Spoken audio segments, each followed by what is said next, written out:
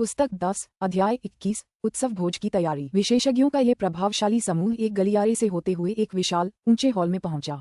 Hall में कतार से कुर्सियां लगी थीं और दीवारों पर संगीत वाद्ययंत्र सजे थे। यही वह जगह रही होगी जहां अमर विचरिवर जिंदा रहते हुए अपने राक्षसी कुल के लोगों के साथ मौज मस्ती करता होगा। यंग फ्लेम नॉन्ग जोर से हंसा। ये मेजें, ये खंभे और ये मूर्तियां, ये सब बेहद खूबसूरत और असाधारण हैं। निंग और बाकी सभी ने सिर हिलाया। वे पूरी तरह से कल्पना कर सकते थे कि कैसे अनगिनत साल पहले डायर मॉन्स्टर्स उन मेजों के पास बैठकर खाते पीते और मौज मस्ती करते होंगे।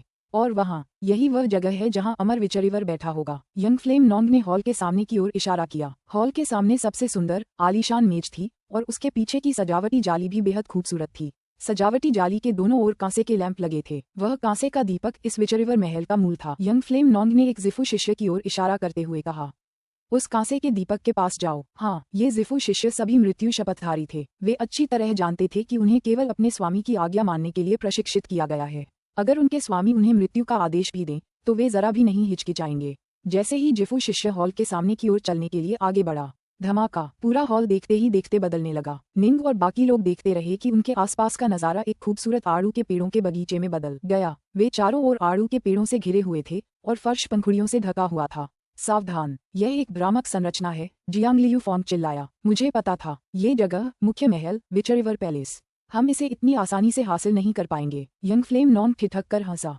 अंकल फैम की मौजूदगी में वह बिल्कुल भी घबराया नहीं। यह एक ऐसी संरचना थी जो अनगिनत सालों से भंडारण में थी और इसे नियंत्रित करने वाला कोई नहीं था। ज्यादा से ज्यादा ये संरचना अपनी शक्ति का 10वां हिस्सा ही इस्तेमाल कर पाती। एक पंक्ति में इकट्ठा हो जाओ। जी निंग, म्यू नॉर्टसन, यूवेई, अडेप्ट वास्ट्रिवर और नाइन लोड्स सभी तुरंत उस पंचकोणीय पंक्ति में इकट्ठा हो गए। सभी सतर्क थे। यह मायावी संरचना बहुत ही भयानक है। दिव्य इंद्रियां भी इसे देख नहीं पा रही हैं, सिद्ध वास्ट्रिवर ने कहा। और मुझे एक अस्पष्ट अनुभूति हो रही है कि यह संरचना उस संरचना से भी अधिक शक्तिशाली है जो खजाने की तिजोरी में स्थित थी। निंग ने भौहें चढ़ाते हुए कहा, ऐसा लगता है कि यह संरचना एजियोरवुड गॉडबोल्स को इकट्ठा कर रही है। लगता है तुम्हें संरचनाओं के बारे में भी कुछ समझ है। यंग फ्लेम नॉन्ग के बगल में खड़े जियांग लियू फेंग ने निंग पर एक नजर डाली, फिर शांति से कहा, ये संरचना सौर तारे की शक्ति को सक्रिय करती है। लकड़ी का उपयोग करके शक्ति का मार्गदर्शन करते हुए यह एजियोरवुड गॉडबोल्ट उत्पन्न करता है। हालांकि इसे कोई नियंत्रित नहीं कर रहा है, फिर भी तुम एजियोरवुड गॉडबोल्ट की शक्ति को कम नहीं आंक सकते। मुझे इस संरचना को तोड़ने के लिए कुछ समय चाहिए। मैं इस दौरान आप सभी के अच्छे स्वास्थ्य की कामना करता हूँ। निंग और बाकी पांचों एक दूसरे के करीब आ गए, किसी भी पल एजियोरवुड गॉडबोल्ट से निपटने के लिए तैयार। वे बेतहाशा भागने की हिम्मत नहीं कर पा रहे थे। इस मायावी दुनिया में ऐसा करना मौत को दावत देने के समान था।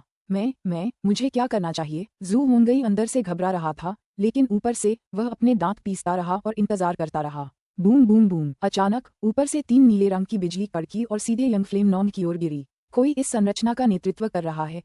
जियांग लियू फोंग चौंक गया। कोई इसे कैसे नियंत्रित कर सकता है? पास में ही मौजूद यंग फ्लेम नॉन्ग भी घबरा गया। फुफ। शियांग लियू फांग ने अपने विशाल हाथ फैलाए। उसके हाथ काले बादलों जैसे थे जो आसमान को ढकने और सूरज को दबा देने में सक्षम थे। वे बिजली के उन 3 कड़कों की ओर बढ़े।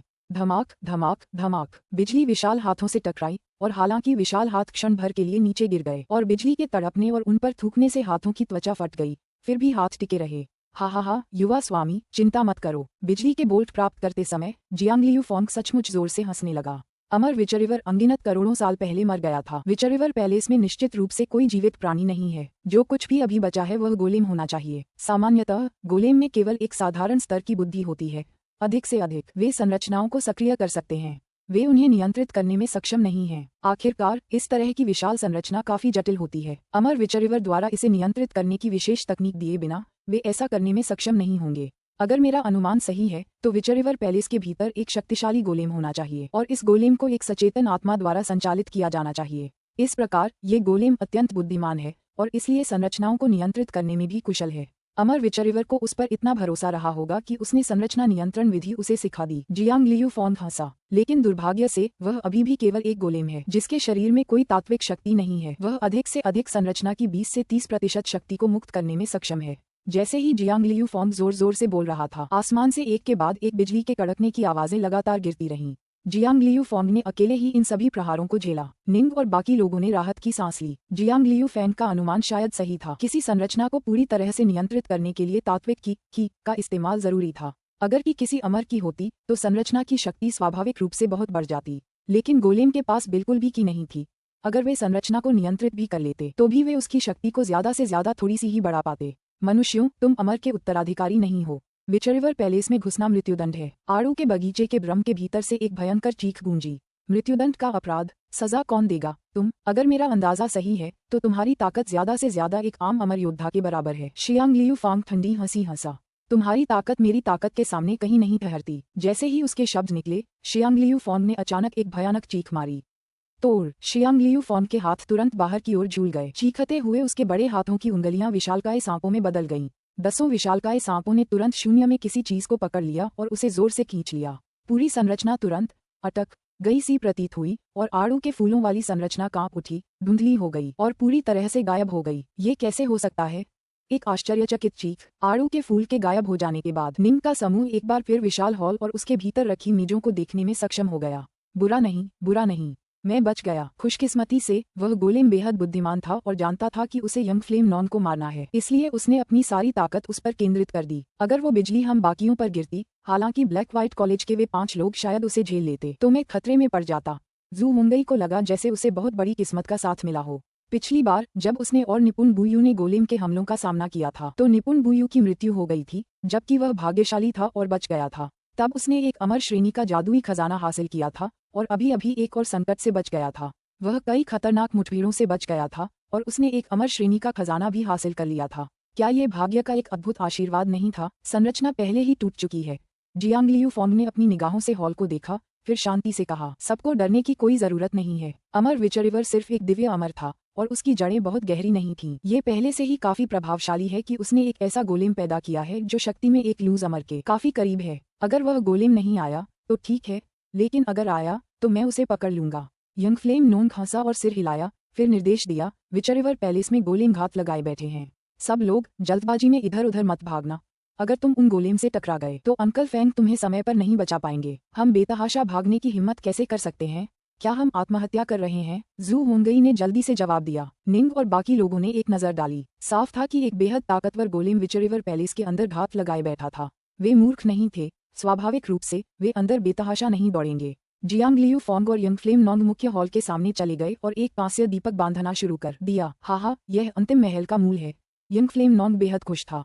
इसे बांधने के बाद पूरी अमर संपदा मेरे पूर्ण नियंत्रण में होगी। विचरिवर महल में निश्चित रूप से अन्य खतरे छिपे हैं, हालांकि हमें वहां जाकर कोई जोखिम उठाने की कोई जरूरत नहीं है। एक बार जब मैं अमर संपदा को बांध दूंगा तो गोलेम स्वाभाविक रूप से हार जाएंगे। निंग और अन्य लोगों ने सिर हिलाया। बाकी सब लोग सावधान रहें। वे गोलेम सिर्फ देखते नहीं रहेंगे और इस महल को सफलतापूर्वक बांधने का इंतजार नहीं करेंगे। मुझे लगता है कि वे हम पर घात लगाने की कोशिश करेंगे, यंग फ्लेम नॉन्ग ने कहा। 18 क्रूर, डरावने दिखने वाले क्योंकि मैंटिकोर गोलेम अपने नेता, एक काले कवचधारी हृष्ट-पुष्ट व्यक्ति को देख रहे थे। काले कवचधारी व्यक्ति ने गुर्राते हुए कहा, जिस व्यक्ति ने अभी अभी इस संरचना को तोड़ा है वह शायद एक राक्षस देवता है। वह अपने हाथों को इतना बड़ा कर पाया और अपनी उंगलियों को विशाल सांपों में बदल पाया। केवल सच्चे राक्षस देवता ही ऐसा कर सकते हैं। उसने जो तकनीकें दिखाई उनसे मैं कह सकता हूँ कि वह मुझसे ज्यादा शक्तिशाली है। कमांडर, हमें क्या करना चाहिए? वे विचरिवर पैलेस को बांधना शुरू कर रहे हैं क्योंकि गोलेम सभी घबरा गए। मेरा अनुमान है कि उसे विचरिवर पैलेस को पूरी तरह से घेरने में 2 घंटे लगेंगे। काले कवच वाले आदमी ने धीमी आवाज में कहा। हमें कोई तरीका निकालना होगा और हमें एक ही कोशिश में कामयाब होना होगा। हमें उस इंसान को मारना होगा जिसकी रक्षा फेंट गॉड कर रहा है। जब वे पहली बार आए थे तब उनके बीच हुई बातचीत से पता चलता है कि उस इंसान ने बाकी 4 महलों को पहले ही घेर लिया होगा। यह आखिरी महल है। मेरे आदेशों का पालन करने के लिए तैयार हो जाओ। काले कवच वाले आदमी की ठंडी गहरी आंखों में बर्फ जैसी चमक उठी। जिफू शिष्यों का एक समूह आसपास के क्षेत्र में बिखरा हुआ था। जी निंग, 9 लोड्स, निपुण वास्ट्रिवर, जू हुंगई और अन्य सभी सतर्कता से प्रतीक्षा कर रहे थे, इस चिंता में कि गोलेम अचानक हमला कर सकता है। यंग फ्लेम नॉन्ग, जो हॉल के सामने ऊंचे स्थान पर बैठा था और उस कांसे के लैंप को बांध रहा था, हॉल में सबकी घबराहट देखकर भौहें चढ़ाने से खुद को नहीं रोक सका। वह चिल्लाया, इतना घबराने की जरूरत नहीं है, बस कुछ गोलेम हैं। अगर एक भी आया तो अंकल फेंग एक को पकड़ लेंगे। वे जरूर हार जाएंगे। जी निंग और जू हुंगई समेत बाकी लोगों ने चुपचाप अपने होंठ कस लिए। हाँ, शियांग लियू फांग सबको हरा सकता था, लेकिन उनमें से सबसे शक्तिशाली गोलेम में एक साधारण लूज इमोर्टल जैसी युद्ध शक्ति थी। अगर इतनी शक्ति वाले गोलेम अचानक हमला करके इस समूह को चौंका दें तो उनमें से कुछ मर सकते थे। आखिरकार वे शियांग लियू फांग द्वारा संरक्षित तो नहीं थे। मेरे पास आओ। यंग फ्लेम नॉन्ग ने देखा कि निंग और अन्य लोग कैसे सतर्क रहे। वह भौहें चढ़ाए और चिल्लाया, एक जश्न का भोज तैयार करो। बहुत जल्द यंग फ्लेम नॉन्ग की व्यक्तिगत रूप से सेवा करने वाली जिफू शिष्या की 2 दासियों ने उत्तम मदिरा का एक भोज तैयार किया। दरअसल स्वेलो पर्वत की सरपेंट विंग झील से अमर संपदा तक युद्धपोत पर 2 दिन की यात्रा के दौरान उन्होंने कई बार मदिरा का आनंद लिया था और इसलिए उत्तम मदिरा बहुत पहले ही तैयार कर ली गई थी। बहुत जल्द मेज मदिरा, स्पिरिट फ्रूट और स्वादिष्ट व्यंजनों से भर गई। यंग फ्लेम नॉन कमल मुद्रा में बैठ गया और जोर जोर से हंसते हुए शराब का प्याला उठा लिया। उसे बस थोड़ा सा ध्यान कांसे के दीपक को बांधने में लगाना था। सबको चिंता करने की कोई जरूरत नहीं है। बाहरी परिधि मेरे जिफू डेथस्वॉन द्वारा संभाली जाएगी। अगर गोलेम हमला भी करते हैं तो वे सबसे पहले हमला करेंगे, जिससे आपको प्रतिक्रिया करने और वापस लड़ने के लिए पर्याप्त समय मिल जाएगा। सब बैठ जाओ, यंगफ्लेम नॉन्ग ने आवाज लगाई। निंग और बाकियों को लगातार हिचकिचाते देखकर वह खुद को रोक नहीं पाया और बोला, मैंने तुम सबको बैठने के लिए कहा था। निंग और बाकी लोगों ने एक दूसरे को देखा। उनके पास बैठने के अलावा कोई चारा नहीं था। ये हुई ना बात। यंगफ्लेम नॉन्ग हंसा, तुम सब मेरे साथ इस विचरिवर अमर संपदा में आए हो और मेरे साथ बार बार खतरों का सामना किया है। तुमने काफी पुण्य अर्जित किए हैं। हालांकि यह अंतिम क्षण है। इस कांसे के दीपक को बांधने के बाद ये कार्य पूरा हो जाएगा। हालांकि कुछ गोलेम अभी भी विरोध कर रहे हैं, लेकिन उन्हें ज्यादा चिंता करने की जरूरत नहीं है। आओ हम एक दूसरे को उन खजानों के लिए जो हमने हासिल किए हैं और विचरिवर अमर संपदा को सफलतापूर्वक बांधने के लिए टोस्ट करें। बोलने के बाद यंगफ्लेम नॉन्ग ने अपना कांसे का वाइन ग्लास उठाया, जिस पर आग की लपटों का टैटू बना हुआ था। पुस्तक 10, अध्याय 22, यंगफ्लेम नॉन्ग्स का असली चेहरा। आओ हम सब मिलकर यह प्याला पिएं, जू होंगई ने जल्दी से पुकारा। वह यंगफ्लेम नॉन्ग की जितनी हो सके चापलूसी करना चाहता था, क्योंकि उसके मन में अभी भी विचरिवर इमॉर्टल एस्टेट को छोड़कर फिर इमॉर्टल रैंक वाली जादुई वस्तु को साथ लेकर जिंदा भागने के बारे में सोच रहा था। मेरे साथी शिष्यों, हमें बाहरी लोगों से सावधान रहना चाहिए। चलो ये शराब न पिएं। सिद्ध वास्ट्रिवा ने मन ही मन संदेश भेजा।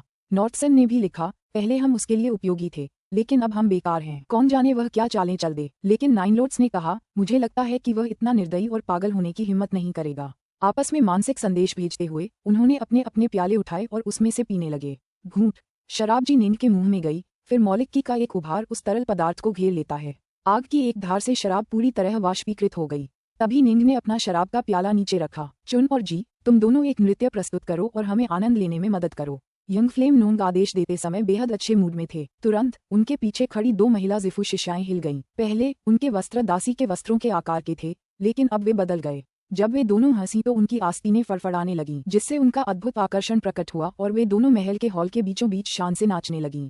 झनकार, खनक। पास ही मौजूद 3 अन्य जिफू शिष्य जो संगीतज्ञ थे, हॉल में रखे उन प्राचीन वाद्य यंत्रों के पास पहुंचे और फिर बड़े अभ्यास से ढोल बजाने और झनकारने लगे। हालांकि अनगिनत साल बीत गए थे, लेकिन वाद्य यंत्र पूरी तरह से अक्षुण्ण थे, क्योंकि वे सभी जादुई खजाने थे। एक के बाद एक धुनें गूंज रही थीं और खूबसूरत वेश्याएं नाच रही थीं। यंगफ्लेम नॉन्ग खुद पर बहुत खुश था। वह देख रहा था और पी रहा था, और निंग और बाकी सभी लोग उसके साथ थे। जैसे जैसे वह शराब पीता गया, उसका उत्साह बढ़ता गया और यंगफ्लेम नॉन्ग ने अचानक उस अद्वितीय परी सी सुंदरी यू वेई की ओर नजर घुमाई। रूप, रंग और आभा के मामले में वह यंगफ्लेम नॉन्ग, जिसने ग्रैंड जिया राजवंश की राजधानी में पुनर्जन्म लेने वाली परी सी युवतियों को देखा था, उसे भी वह अद्भुत लगी। उसका गला थोड़ा सूख गया और उसका दिल गर्म होने लगा। अब तक दबाई हुई उसकी इच्छा अब उभरने लगी थी। फिर भी वह अच्छी तरह जानता था कि इस इंद्रधनुषी परी को मनाना शायद मुश्किल होगा। इसलिए उसने नाइनलोट्स की ओर देखा और फिर हंसते हुए कहा, छोटी बहन नाइनलोट्स, अब जब मैंने अपना काम पूरा कर लिया है तो हमें एक अच्छा जश्न मनाना चाहिए। छोटी बहन नाइनलोट्स, तुम हमारे लिए एक नृत्य प्रस्तुत करके हमें जश्न मनाने में मदद क्यों नहीं करती? अरे, निंग ने भौहें चगाईं। उसका चेहरा कुछ भद्दा सा हो गया। छोटी बहन नाइनलोट्स, यंगफ्लेम नॉन्ग के लिए ये संबोधन का तरीका नहीं था, और वह नाइनलोट्स को नाचते देखना चाहता था। निंग को गुस्सा कैसे नहीं आता? ये यंगफ्लेम नॉन्ग बहुत आगे बढ़ गया है। लिटिल किंग ने आत्मा लिंक के जरिए संदेश भेजा।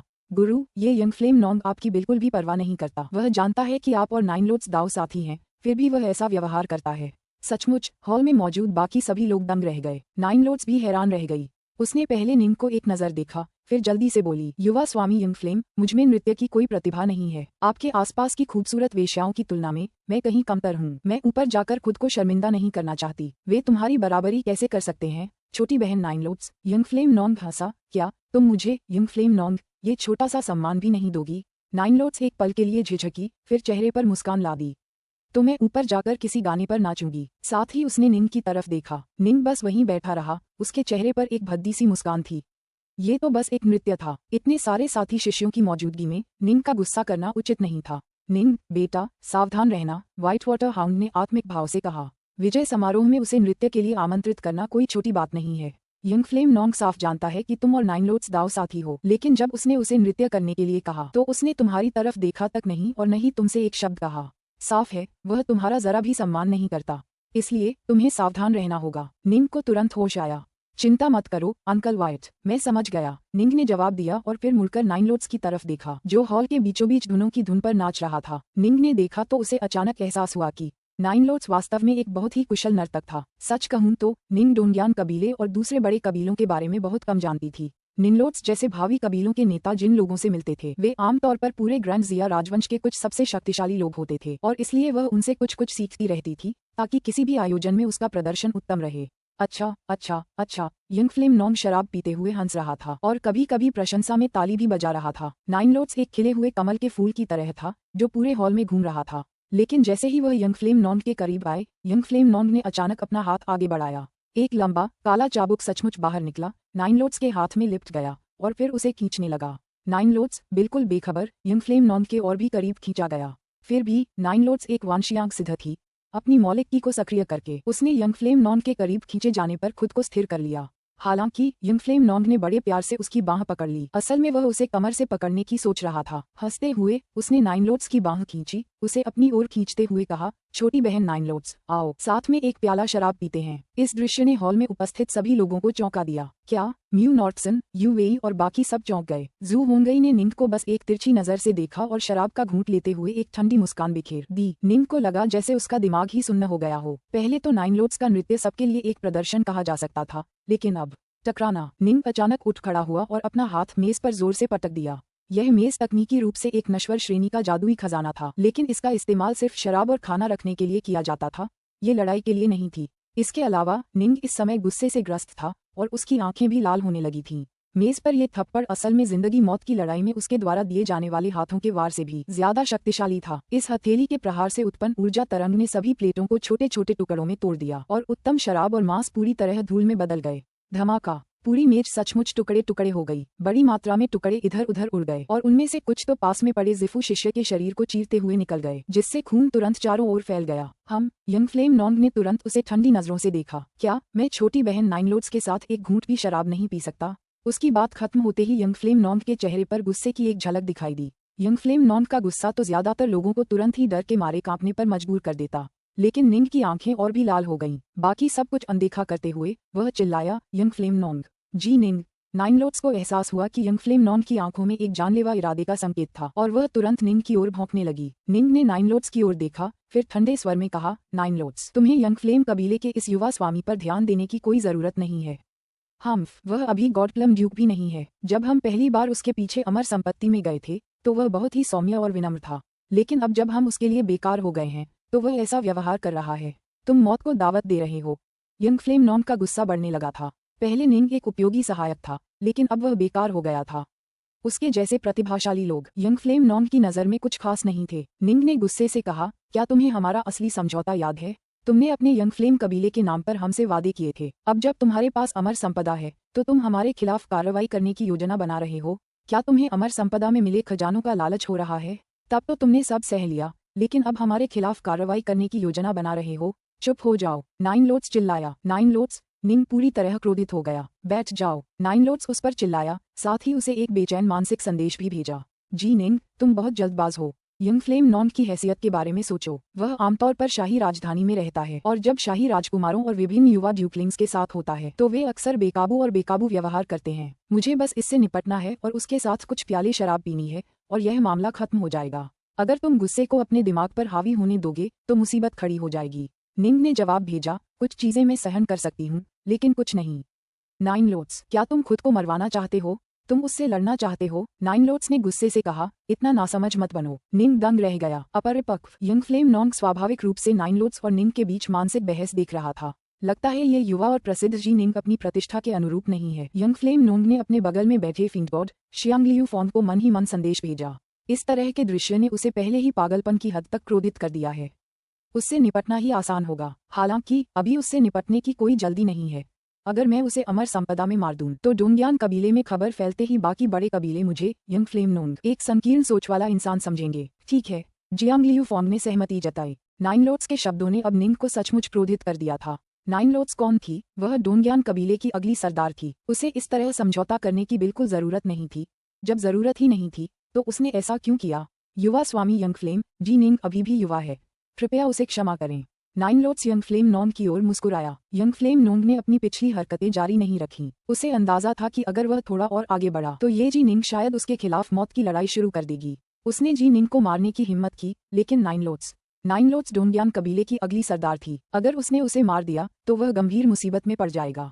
नाइन लोट्स जल्दी से निंग के पास लौट आया और बैठ गया। निंग अपनी कुर्सी पर कमल की मुद्रा में बैठा रहा। जिफू के शिष्य सेवकों ने उसके सामने रखी टूटी हुई जादुई खजाने की मेज हटाकर उसकी जगह एक नई मेज रख दी। जी निंग। जैसे ही नाइन लोट्स अपनी सीट पर लौटी, उसने तुरंत मन ही मन निंग से कहा, शांत हो जाओ। ओह, तो तुम्हें पता है कि मैं नाराज हूँ। निंग ने नाइन लोट्स की ओर देखा। ये वास्तव में कुछ भी नहीं था। यह एक छोटी सी बात थी। अगर भविष्य में तुम देखोगे कि बड़े कुलों के युवा स्वामी एक साथ कैसे व्यवहार करते हैं तो तुम समझ जाओगे कि इस तरह की छोटी मोटी छेड़खानी का वास्तव में कोई मतलब नहीं है। आमतौर पर हर किसी की एक सीमा होती है जिसका वह उल्लंघन नहीं करता। थोड़ा बहुत खिलवाड़ करना कोई बड़ी बात नहीं है, नाइन लोट्स ने लिखा। तुमने बहुत कम देखा है, इसीलिए तुम इतनी जल्दी भड़क गए। उधर देखो, एक प्याला शराब पीने के बाद यंग फ्लेम नॉन्ग अब इस मामले पर जोर नहीं दे रहा है।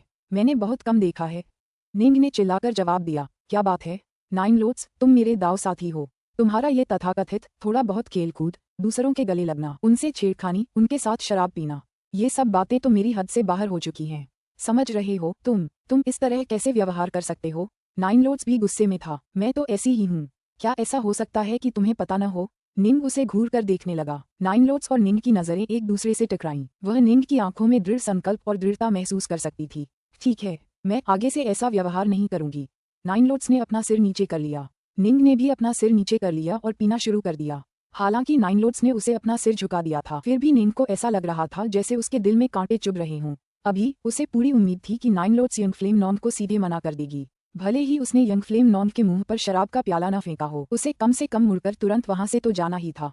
हाल ही में दोनों के बीच दूसरों के प्रति अपने व्यवहार में अंतर के कारण 2 बार झगड़ा हो चुका था। इस बार उनकी लड़ाई इस बात को लेकर थी कि वे मामलों को पूरी तरह से अलग तरीके से संभालते और व्यवहार करते थे। हे हॉल के सामने बैठा यंग फ्लेम नॉन्ग समझ गया कि जी निंग और नाइन लोट्स के बीच कुछ नाखुशी थी। वह सचमुच हंसा और फिर उसकी नजर पास में खड़ी रेनबो फ्लेम परी यूवेई पर पड़ी। उसके दिल की ज्वालाएं और भी भड़क उठीं। यूवेई के प्रति उसकी चाहत नाइन लोट्स के प्रति उसकी चाहत से कहीं ज्यादा प्रबल थी। पुस्तक 10 अध्याय 23 विंडविंग डिवीजन। यंग फ्लेम नॉन्ग के मन में कई विचार चल रहे थे। उसी समय ब्लैक व्हाइट कॉलेज के अन्य सदस्य जी निंग को सांत्वना देने लगे। जूनियर प्रशिक्षु भाई, इसे सहन करो, निपुण वास्ट्रिवर ने निंग को संदेश भेजा। विचरिवर अमर संपदा से निकलने के बाद तुम्हें यहाँ रहकर यंग फ्लेम नॉन्ग के रवैये को सहना नहीं पड़ेगा। कनिष्ठ प्रशिक्षु भाई जी निंग, यूवेई ने चिंतित होकर संदेश भेजा। हम अभी यंग फ्लेम नॉन्ग को हरा नहीं सकते। हालांकि सच्चे शक्तिशाली अमर साधक स्वयं पर निर्भर रहते हैं, चाहे वह कितना भी प्रभावशाली क्यों न हो। भविष्य में यंग फ्लेम नॉन्ग केवल गॉड प्लम ड्यूक ही होगा, जबकि यंग फ्लेम कबीले के पीछे असली शक्तियाँ वे वृद्ध लोग हैं जो अनगिनत वर्षों से जीवित हैं। जब आप भविष्य में दिव्य अमर स्तर तक प्रशिक्षण लेंगे तो यंग फ्लेम कबीला आपके साथ शिष्टाचार से पेश आएगा, जरा भी ढिलाई बरतने की हिम्मत नहीं करेगा। एक गॉड प्लम ड्यूक आपके लिए क्या मायने रखेगा? वह तो नामात्र का नेता है। निंग ने यूवेई को देखा। वह कुई मनो के स्वामी और दादी मेंग से मिला था और उसने देखा था कि कैसे एक महान शक्ति ने पुनर्जन्म के 6 मार्गों पर आक्रमण किया था। उसके गुरु ताओवादी थरीलाइव्स तीनों लोगों के सबसे अविश्वसनीय व्यक्तियों में से एक थे। ये वास्तव में वैसा ही था जैसा उन्होंने कहा था, व्यक्तिगत शक्ति ही शक्ति का सबसे सच्चा आधार है। अगर निंग भी तीनों लोगों की एक प्रमुख शक्ति बन जाता तो ग्रैंड जिया राजवंश के प्रमुख लोक के अधीनस्थ कुलों में से एक यंग फ्लेम कुल उसके लिए क्या मायने रखता? 3000 प्रमुख लोग थे। जब तक वह दिव्य अमरता के स्तर तक पहुंचता रहेगा, यंग फ्लेम कबीला उसका सम्मान करेगा। आखिरकार हर 10,000 मुक्त अमरता में एक भी दिव्य अमरता होना दुर्लभ था। दिव्य अमरताएं सच्चे अमरताएं थीं जो त्रिलोक के बंधनों से मुक्त होकर बेफिक्र जीवन जी रहे थे। वरिष्ठ प्रशिक्षु भाई, नॉर्टसन ने उसे संदेश भेजा। अगर तुम वरिष्ठ प्रशिक्षु बहन नाइन लोट्स से खुश नहीं हो तो मेरे ख्याल से तुम्हें बस रिश्ता तोड़ देना चाहिए। मेरा मतलब है, मैं बस इतना कह रहा हूँ। ये तुम पर निर्भर है और तुम असल में कैसा महसूस करते हो। तुम्हें खुद से पूछना होगा कि क्या तुम सचमुच चाहते हो कि वरिष्ठ प्रशिक्षु बहन नाइन लोट्स तुम्हारी दाव साथी बने। निंग ने नॉर्टसन की तरफ देखा। जूनियर प्रशिक्षु भाई, अब और कुछ कहने की जरूरत नहीं है। निंग दिल ही दिल में नाइन लोट्स को सचमुच पसंद करता था। अपने पिछले जन्म में और इस जन्म में भी निंग कभी किसी प्रेम संबंध में नहीं रहा था। वह उसके प्रति अपनी भावनाओं को ठीक से व्यक्त नहीं कर पा रहा था, लेकिन उसे सचमुच नाइन लोट्स से एक धुंधली सी चाहत जरूर थी। हालांकि इन हालिया झगड़ों ने निंग को सचमुच परेशान कर दिया था। ग्लुग ग्लुग ग्लुग, निंग अपना प्याला पकड़े हुए लगातार शराब पीता रहा। हालांकि वह एक के बाद एक प्याले गटकता रहा, लेकिन उसके शरीर में प्रवेश करने के बाद सारी शराब आग की लपटों में जलती रही। नाइन लोट्स वहां कमल की मुद्रा में बैठा हुआ लगातार शराब पी रहे निंग को घूर रहा था। लगता है जी निंग सचमुच बहुत गुस्से में है। नाइन लोट्स भी निराश हो गया। जी निंग ऐसा कैसे कर सकता है? मैंने उसके सामने सिर झुका लिया था और शुरुआत में तो ये कोई बड़ी बात भी नहीं थी। इस तरह की बातें बहुत आम हैं। मुझे बस इसे सहजता से, सतही तौर पर ही संभालना था। उसे इस बात पर इतना गुस्सा क्यों है? अगर वो इस बात पर गुस्सा करता है, उस बात पर गुस्सा करता है, भविष्य में जब मैं डोंडियान कबीले का नेता बन जाऊंगा, तो क्या मुझे उसकी हर इच्छा पूरी करनी होगी? पहले मैं उसे शांत होने दूंगा और होश में आने दूंगा।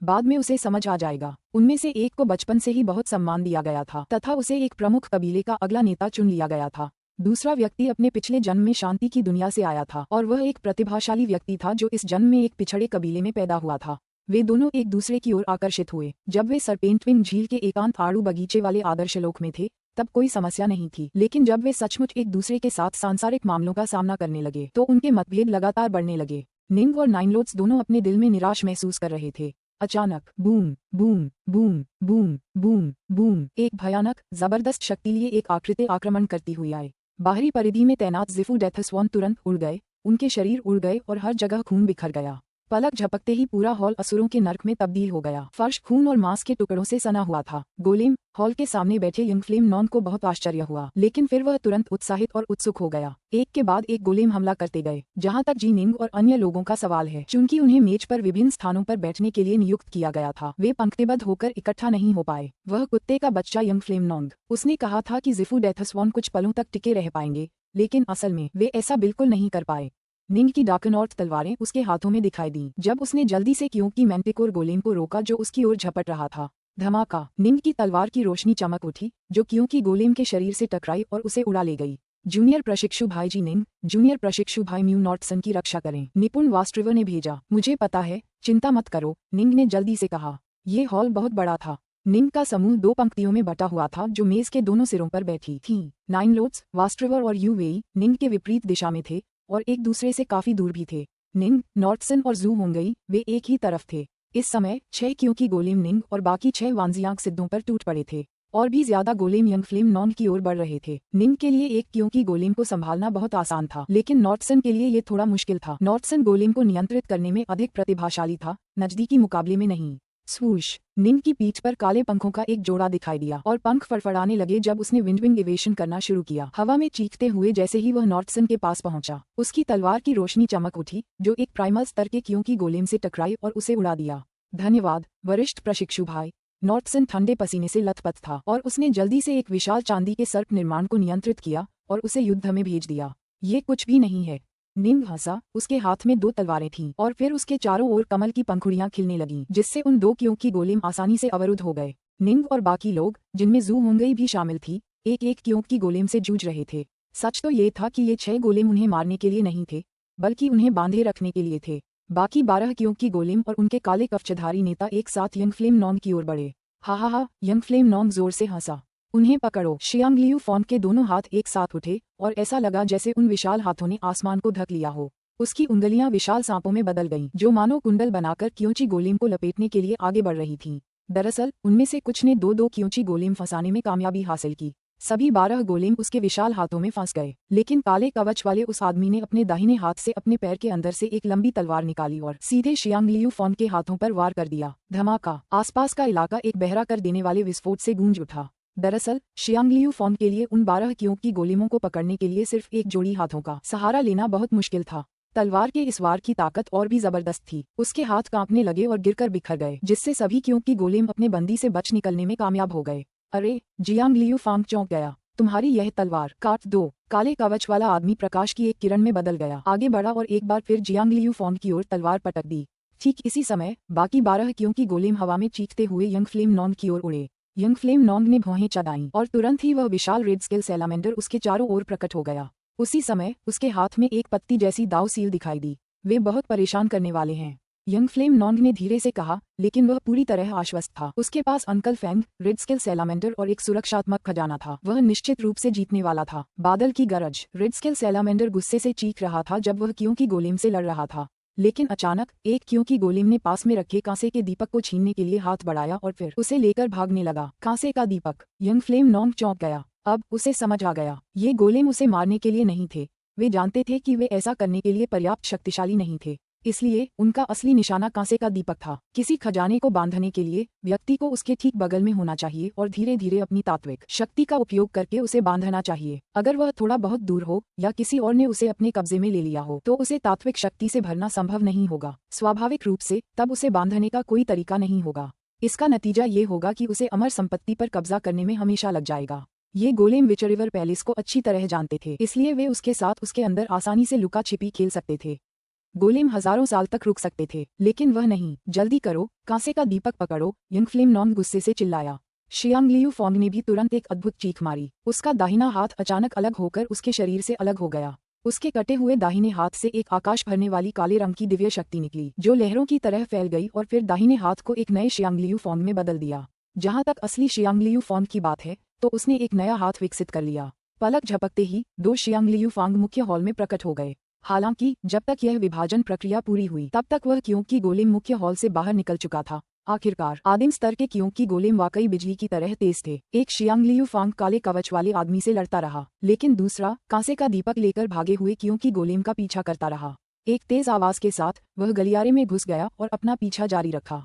दो जियांग लियू फेंग, एक क्लोन, निंग और बाकी सभी चौंक गए। कांसे का दिया, कांसे का दिया, धिक्कार है इन पर, धिक्कार है इन पर, यंग फ्लेम नॉन्ग गुस्से से चिल्लाया। लेकिन ठीक इसी समय हॉल के भीतर एक दूर गलियारे में जियांग लियू फोंग अचानक प्रकट हुआ। एक हाथ में कांसे का दिया, दूसरे में बोरा। हा, यंग फ्लेम नॉन्ग तुरंत हंस पड़ा। जहां तक काले कवच वाले आदमी की बात है, वह तुरंत निराश हो गया। वह जानता था कि उसके और इन हमलावर इंसानों के बीच ताकत का अंतर बहुत ज्यादा था, इसलिए उसने उन्हें अचानक पकड़कर कांसे के दीपक को हथियाने की उम्मीद की थी। दुर्भाग्य से ये राक्षस देवता वाकई बहुत शक्तिशाली था। राक्षस देवता उसे एक शरीर से बांधने में कामयाब रहा, फिर दूसरे शरीर से क्योंकि गोलेम का पीछा करके कांसे के दीपक को वापस ले आया।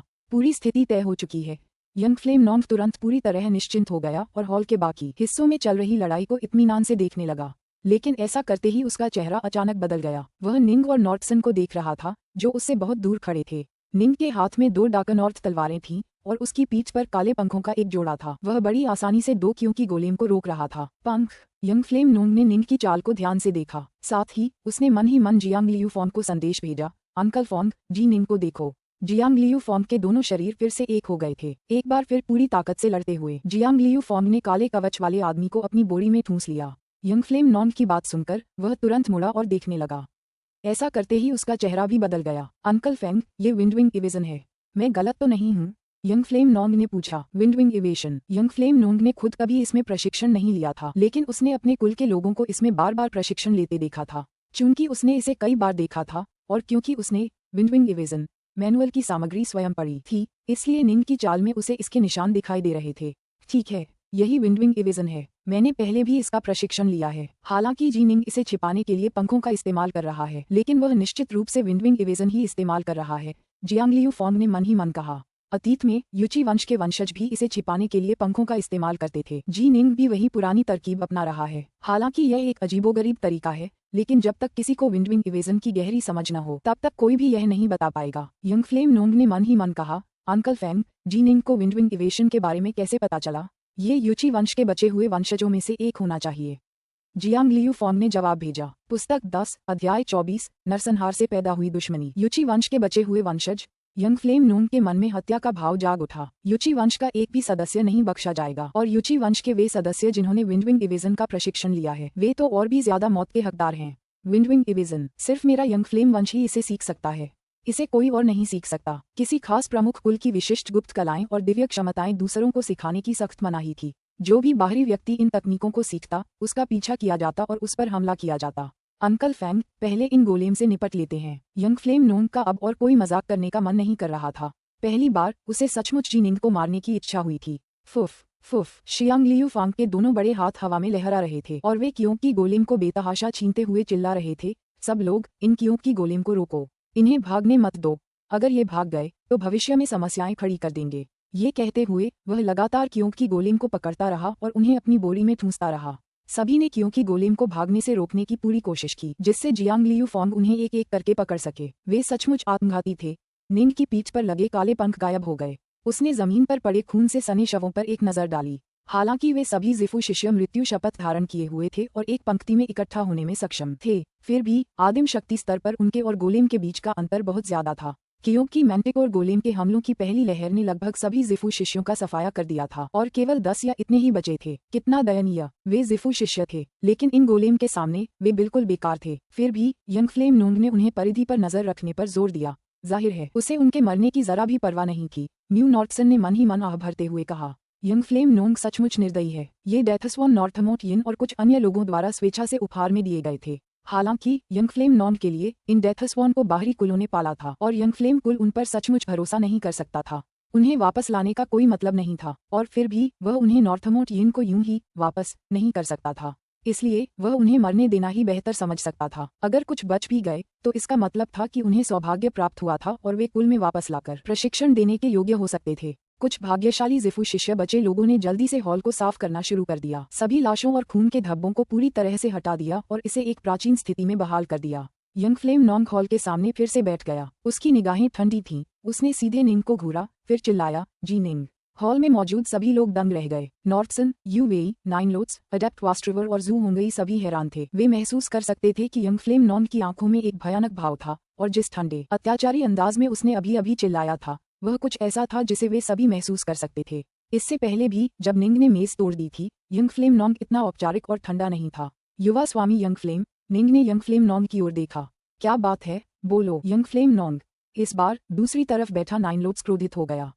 जी निंग मेरा दाव साथी है। पहले भी उसने तुम्हें नाराज किया था, लेकिन वह एक छोटी सी बात थी। तुम्हारा ऐसा व्यवहार, तुम कुछ ज्यादा ही संकीर्ण सोच वाले हो। हालांकि ये युवा स्वामी और प्रमुख कुलों के राजकुमार अक्सर आपस में बातें करते और एक दूसरे को चिढ़ाते रहते थे, फिर भी कुछ सीमाएं थीं जिनका उल्लंघन नहीं किया जा सकता था। आखिरकार जी निंग उसका दाव साथी था और उसने इस बार यंग फ्लेम नोंग की भी मदद की थी। पहले दोनों के बीच थोड़ी अनबन होना एक बात थी, लेकिन यंग फ्लेम नोंग का अब इस तरह व्यवहार करना बहुत ज्यादा था। नाइनलोट्स, मैं जो कहता हूँ उसे सुनने के बाद तुम समझ जाओगे, यंग फ्लेम नोंग ने ठंडे स्वर में कहा। तो मैं ध्यान से सुनूंगा, नाइनलोट्स ने भी ठंडे गुस्से से कहा। जी निंग, मैं तुमसे ये पूछ रहा हूँ। यंग फ्लेम नोंग ने निंग की तरफ देखा। अभी अभी तुमने जो दिव्य क्षमता दिखाई थी, क्या वो विंडविंग इवेजन थी? निंग दंग रह गया। विंडविंग इवेजन? यंग फ्लेम नॉन को विंडविंग इवेजन के बारे में कैसे पता चला? निंग की माँ का कबीला, युची कबीला, लगभग पूरी तरह से खत्म हो चुका था। संभवतः केवल निंग के चाचा की बेटी ही बची थी और निंग को ये भी नहीं पता था कि वह जिंदा भी है या नहीं। निंग को कुछ हद तक युची कबीला का वंशज माना जा सकता है, लेकिन युची कबीला शुरू से ही विंडविंग इवेजन के बारे में बेहद गुप्त था। इनकार करने की कोई जरूरत नहीं है, तुमने विंडविंग इवेजन का इस्तेमाल किया था, यंग फ्लेम नॉन्ग ने ठंडी हंसी के साथ कहा। अंकल फैंग, उसे दिखाओ। फुश। जियांग लियू फॉर्म अचानक यंग फ्लेम नॉन्ग के पास से गायब हो गया। वह एक विशालकाय रॉक में तब्दील हो गया था और तुरंत मुख्य हॉल के बीचों बीच प्रकट हो गया। फिर एक और हरकत के साथ वह पीछे हट गया और यंग फ्लेम नॉन्ग के पास वापस आ गया। ये देखकर निंग का दिल कांप उठा। श्वेत श्याम महाविद्यालय के उसके अन्य शिष्य तो नहीं बता पाए, लेकिन वह खुद पवन पंख अपवंचन के एक साधक के रूप में जान गया। शियांग लियू फॉन्ग सचमुच पवन पंख अपवंचन का प्रयोग कर रहा था। इसके अलावा यह निंग के अपने प्रयोग से भी ज्यादा सटीक और गहन था, लेकिन ये बात तो समझ में आती थी। आखिरकार निंग तो एक फेंट गॉड बॉडी रिफाइनर ही था, एक सच्चे फेंट गॉड। शियांग लियू फॉर्म की तुलना में वह अभी भी बहुत कमतर था। वे अपराधी हैं, वे वही हैं जिन्होंने मेरे वंश का नाश किया। निंग के मन में अचानक एक विचार आया। क्या ऐसा हो सकता है कि यंग फ्लेम कबीले ने ही मेरी माँ के युची कबीले का नाश किया हो? क्या ऐसा हो सकता है कि जिन दादा दादी, चाची चाचाओं से मैं कभी नहीं मिला, उन सभी को यंग फ्लेम कबीले ने मार डाला हो? अच्छा, यंग फ्लेम नॉन्ग ने निंग की तरफ देखा। क्या ये तुम्हारे जैसा ही है? मैं सचमुच विंडविंग इवेजन की ट्रेनिंग लेता हूँ। निंग जानता था कि झूठ बोलने का कोई मतलब नहीं है। भौहें चढ़ाकर उसने कहा, लेकिन अगर सच में सच है तो क्या हुआ? नाइनलोट्स, यूवेई, अडेप्ट वास्ट्रिवर और नॉर्थसन सभी वहां खड़े थे, घबराहट से देख रहे थे, लेकिन बोलने की जल्दी नहीं कर रहे थे। यंग फ्लेम नोंग जोर से हंसा। विंडविंग इवेशन तकनीक मूल रूप से हमारे ग्रैंड जिया राजवंश के ईस्टस कमांडरी के युची कबीले के लिए अद्वितीय थी। ये सुनकर निंग का दिल दहल गया। युची कबीले के पास ये दिव्य क्षमता बहुत लंबे समय से थी। हालांकि वे इसे छिपाने के लिए पंख प्रकार के जादुई खजानों का इस्तेमाल करते थे। हालांकि हमारे यंग फ्लेम कबीले को इसके बारे में बहुत पहले ही पता चल गया था। बहुत लंबे समय तक तैयारी करने के बाद हमने एक ही झटके में पूरे युची कबीले का सफाया कर दिया, लेकिन विंडविंग इवेजन की मूल नियमावली नहीं ढूंढ पाए। मेरे यंग फ्लेम कबीले के कुछ शक्तिशाली अमर योद्धाओं ने व्यक्तिगत रूप से हस्तक्षेप किया और एक आत्माशोधन तकनीक का उपयोग करके युची कबीले के सदस्यों से पर्याप्त स्मृतियां एकत्रित की ताकि विंडविंग इवेजन नियमावली को पूरी तरह से नए सिरे से बनाया जा सके। यंग फ्लेम नॉन्ग ने निंग की ओर देखा। फिलहाल विंडविंग इवेजन सिर्फ मेरे यंग फ्लेम कबीले के लिए है और इसे दूसरों को सिखाना पूरी तरह मना है। मेरे यंग फ्लेम कबीले की इजाजत के बिना विंडविंग इवेजन सीखना अपने आप में ही तुम्हारे लिए मौत की सजा के लायक है। इसके अलावा मुझे शक है कि तुम युची कबीले के बचे हुए वंशजों में से एक हो। बोलो, क्या तुम यूची वंश की जीवित संतान हो? यंग फ्लेम नॉन्ग ने निंग को घूर कर देखा। अब बाकी सब पूरी तरह समझ गए थे। तो बस यही था मामला। कुलों के बीच युद्ध में कोई सही या गलत नहीं होता। चूंकि यंग फ्लेम कुल ने यूची कुल का सफाया कर दिया था और यूची कुल की विंडविंग इवेजन तकनीक अब पूरी तरह से यंग फ्लेम कुल के पास थी।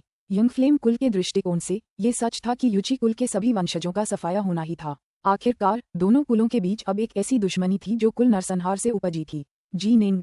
नाइन लोड्स ने निंग को घबराहट में संदेश भेजा, चाहे कुछ भी हो, यह मत मानना कि तुम यूची वंश की वंशज हो। अगर तुम ये स्वीकार भी कर लेती हो तो ये देखते हुए कि तुम्हारे और यंग फ्लेम वंश के बीच वंश संहार से उपजी नफरत है, यंग फ्लेम वंश तुम्हें जिंदा नहीं रहने देगा। तुम्हें बस इतना कहना होगा कि तुम्हें विंडविंग इवेजन मैनुअल की मूल प्रति संयोगवश मिली थी और पूरी कहानी जाने बिना ही तुमने उसे सीख लिया था। इसलिए चूंकि तुम्हें यह नहीं पता था कि इसे सीखना मना है, इसलिए तुम्हें दोष नहीं दिया जा सकता। मैं अपने डोंगियान वंश को तुम्हारी ओर से यंग फ्लेम वंश के साथ बातचीत में शामिल करवा दूंगा और यह मामला जल्दी ही खत्म हो जाएगा। निंग ने यंग फ्लेम नॉन्ग और जियांग लियू फॉन की ओर देखा।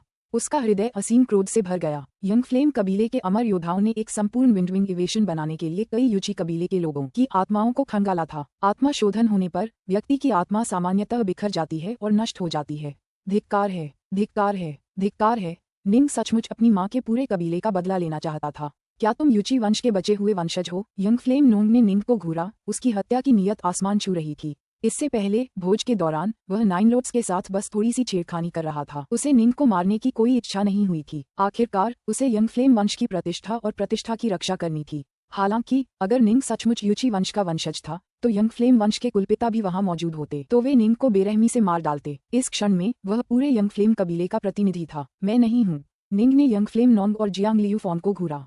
उसने अपने गुस्से को जबरदस्ती दबाया और धीमी आवाज में कहा, यंग फ्लेम नोंग, अगर तुम मुझे मारना ही चाहते हो तो बहाना ढूंढने के लिए इतना दिखावा करने की कोई जरूरत नहीं है।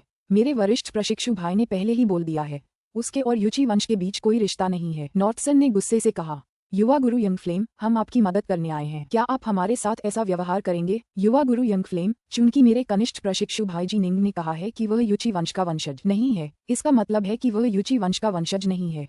संभवतः उसे ये दिव्य क्षमता किसी संयोगवश प्राप्त हुई होगी। वह आपके यंग फ्लेम वंश से बातचीत करके कुछ प्रतिपूरक उपहार दे सकता है, फिर स्वर्ग के ताऊ के समक्ष शपथ ले सकता है कि वह ये दिव्य क्षमता किसी और को नहीं देगा। निपुण वास्ट्रिवर ने कहा। यू वे भी बोल पड़ा।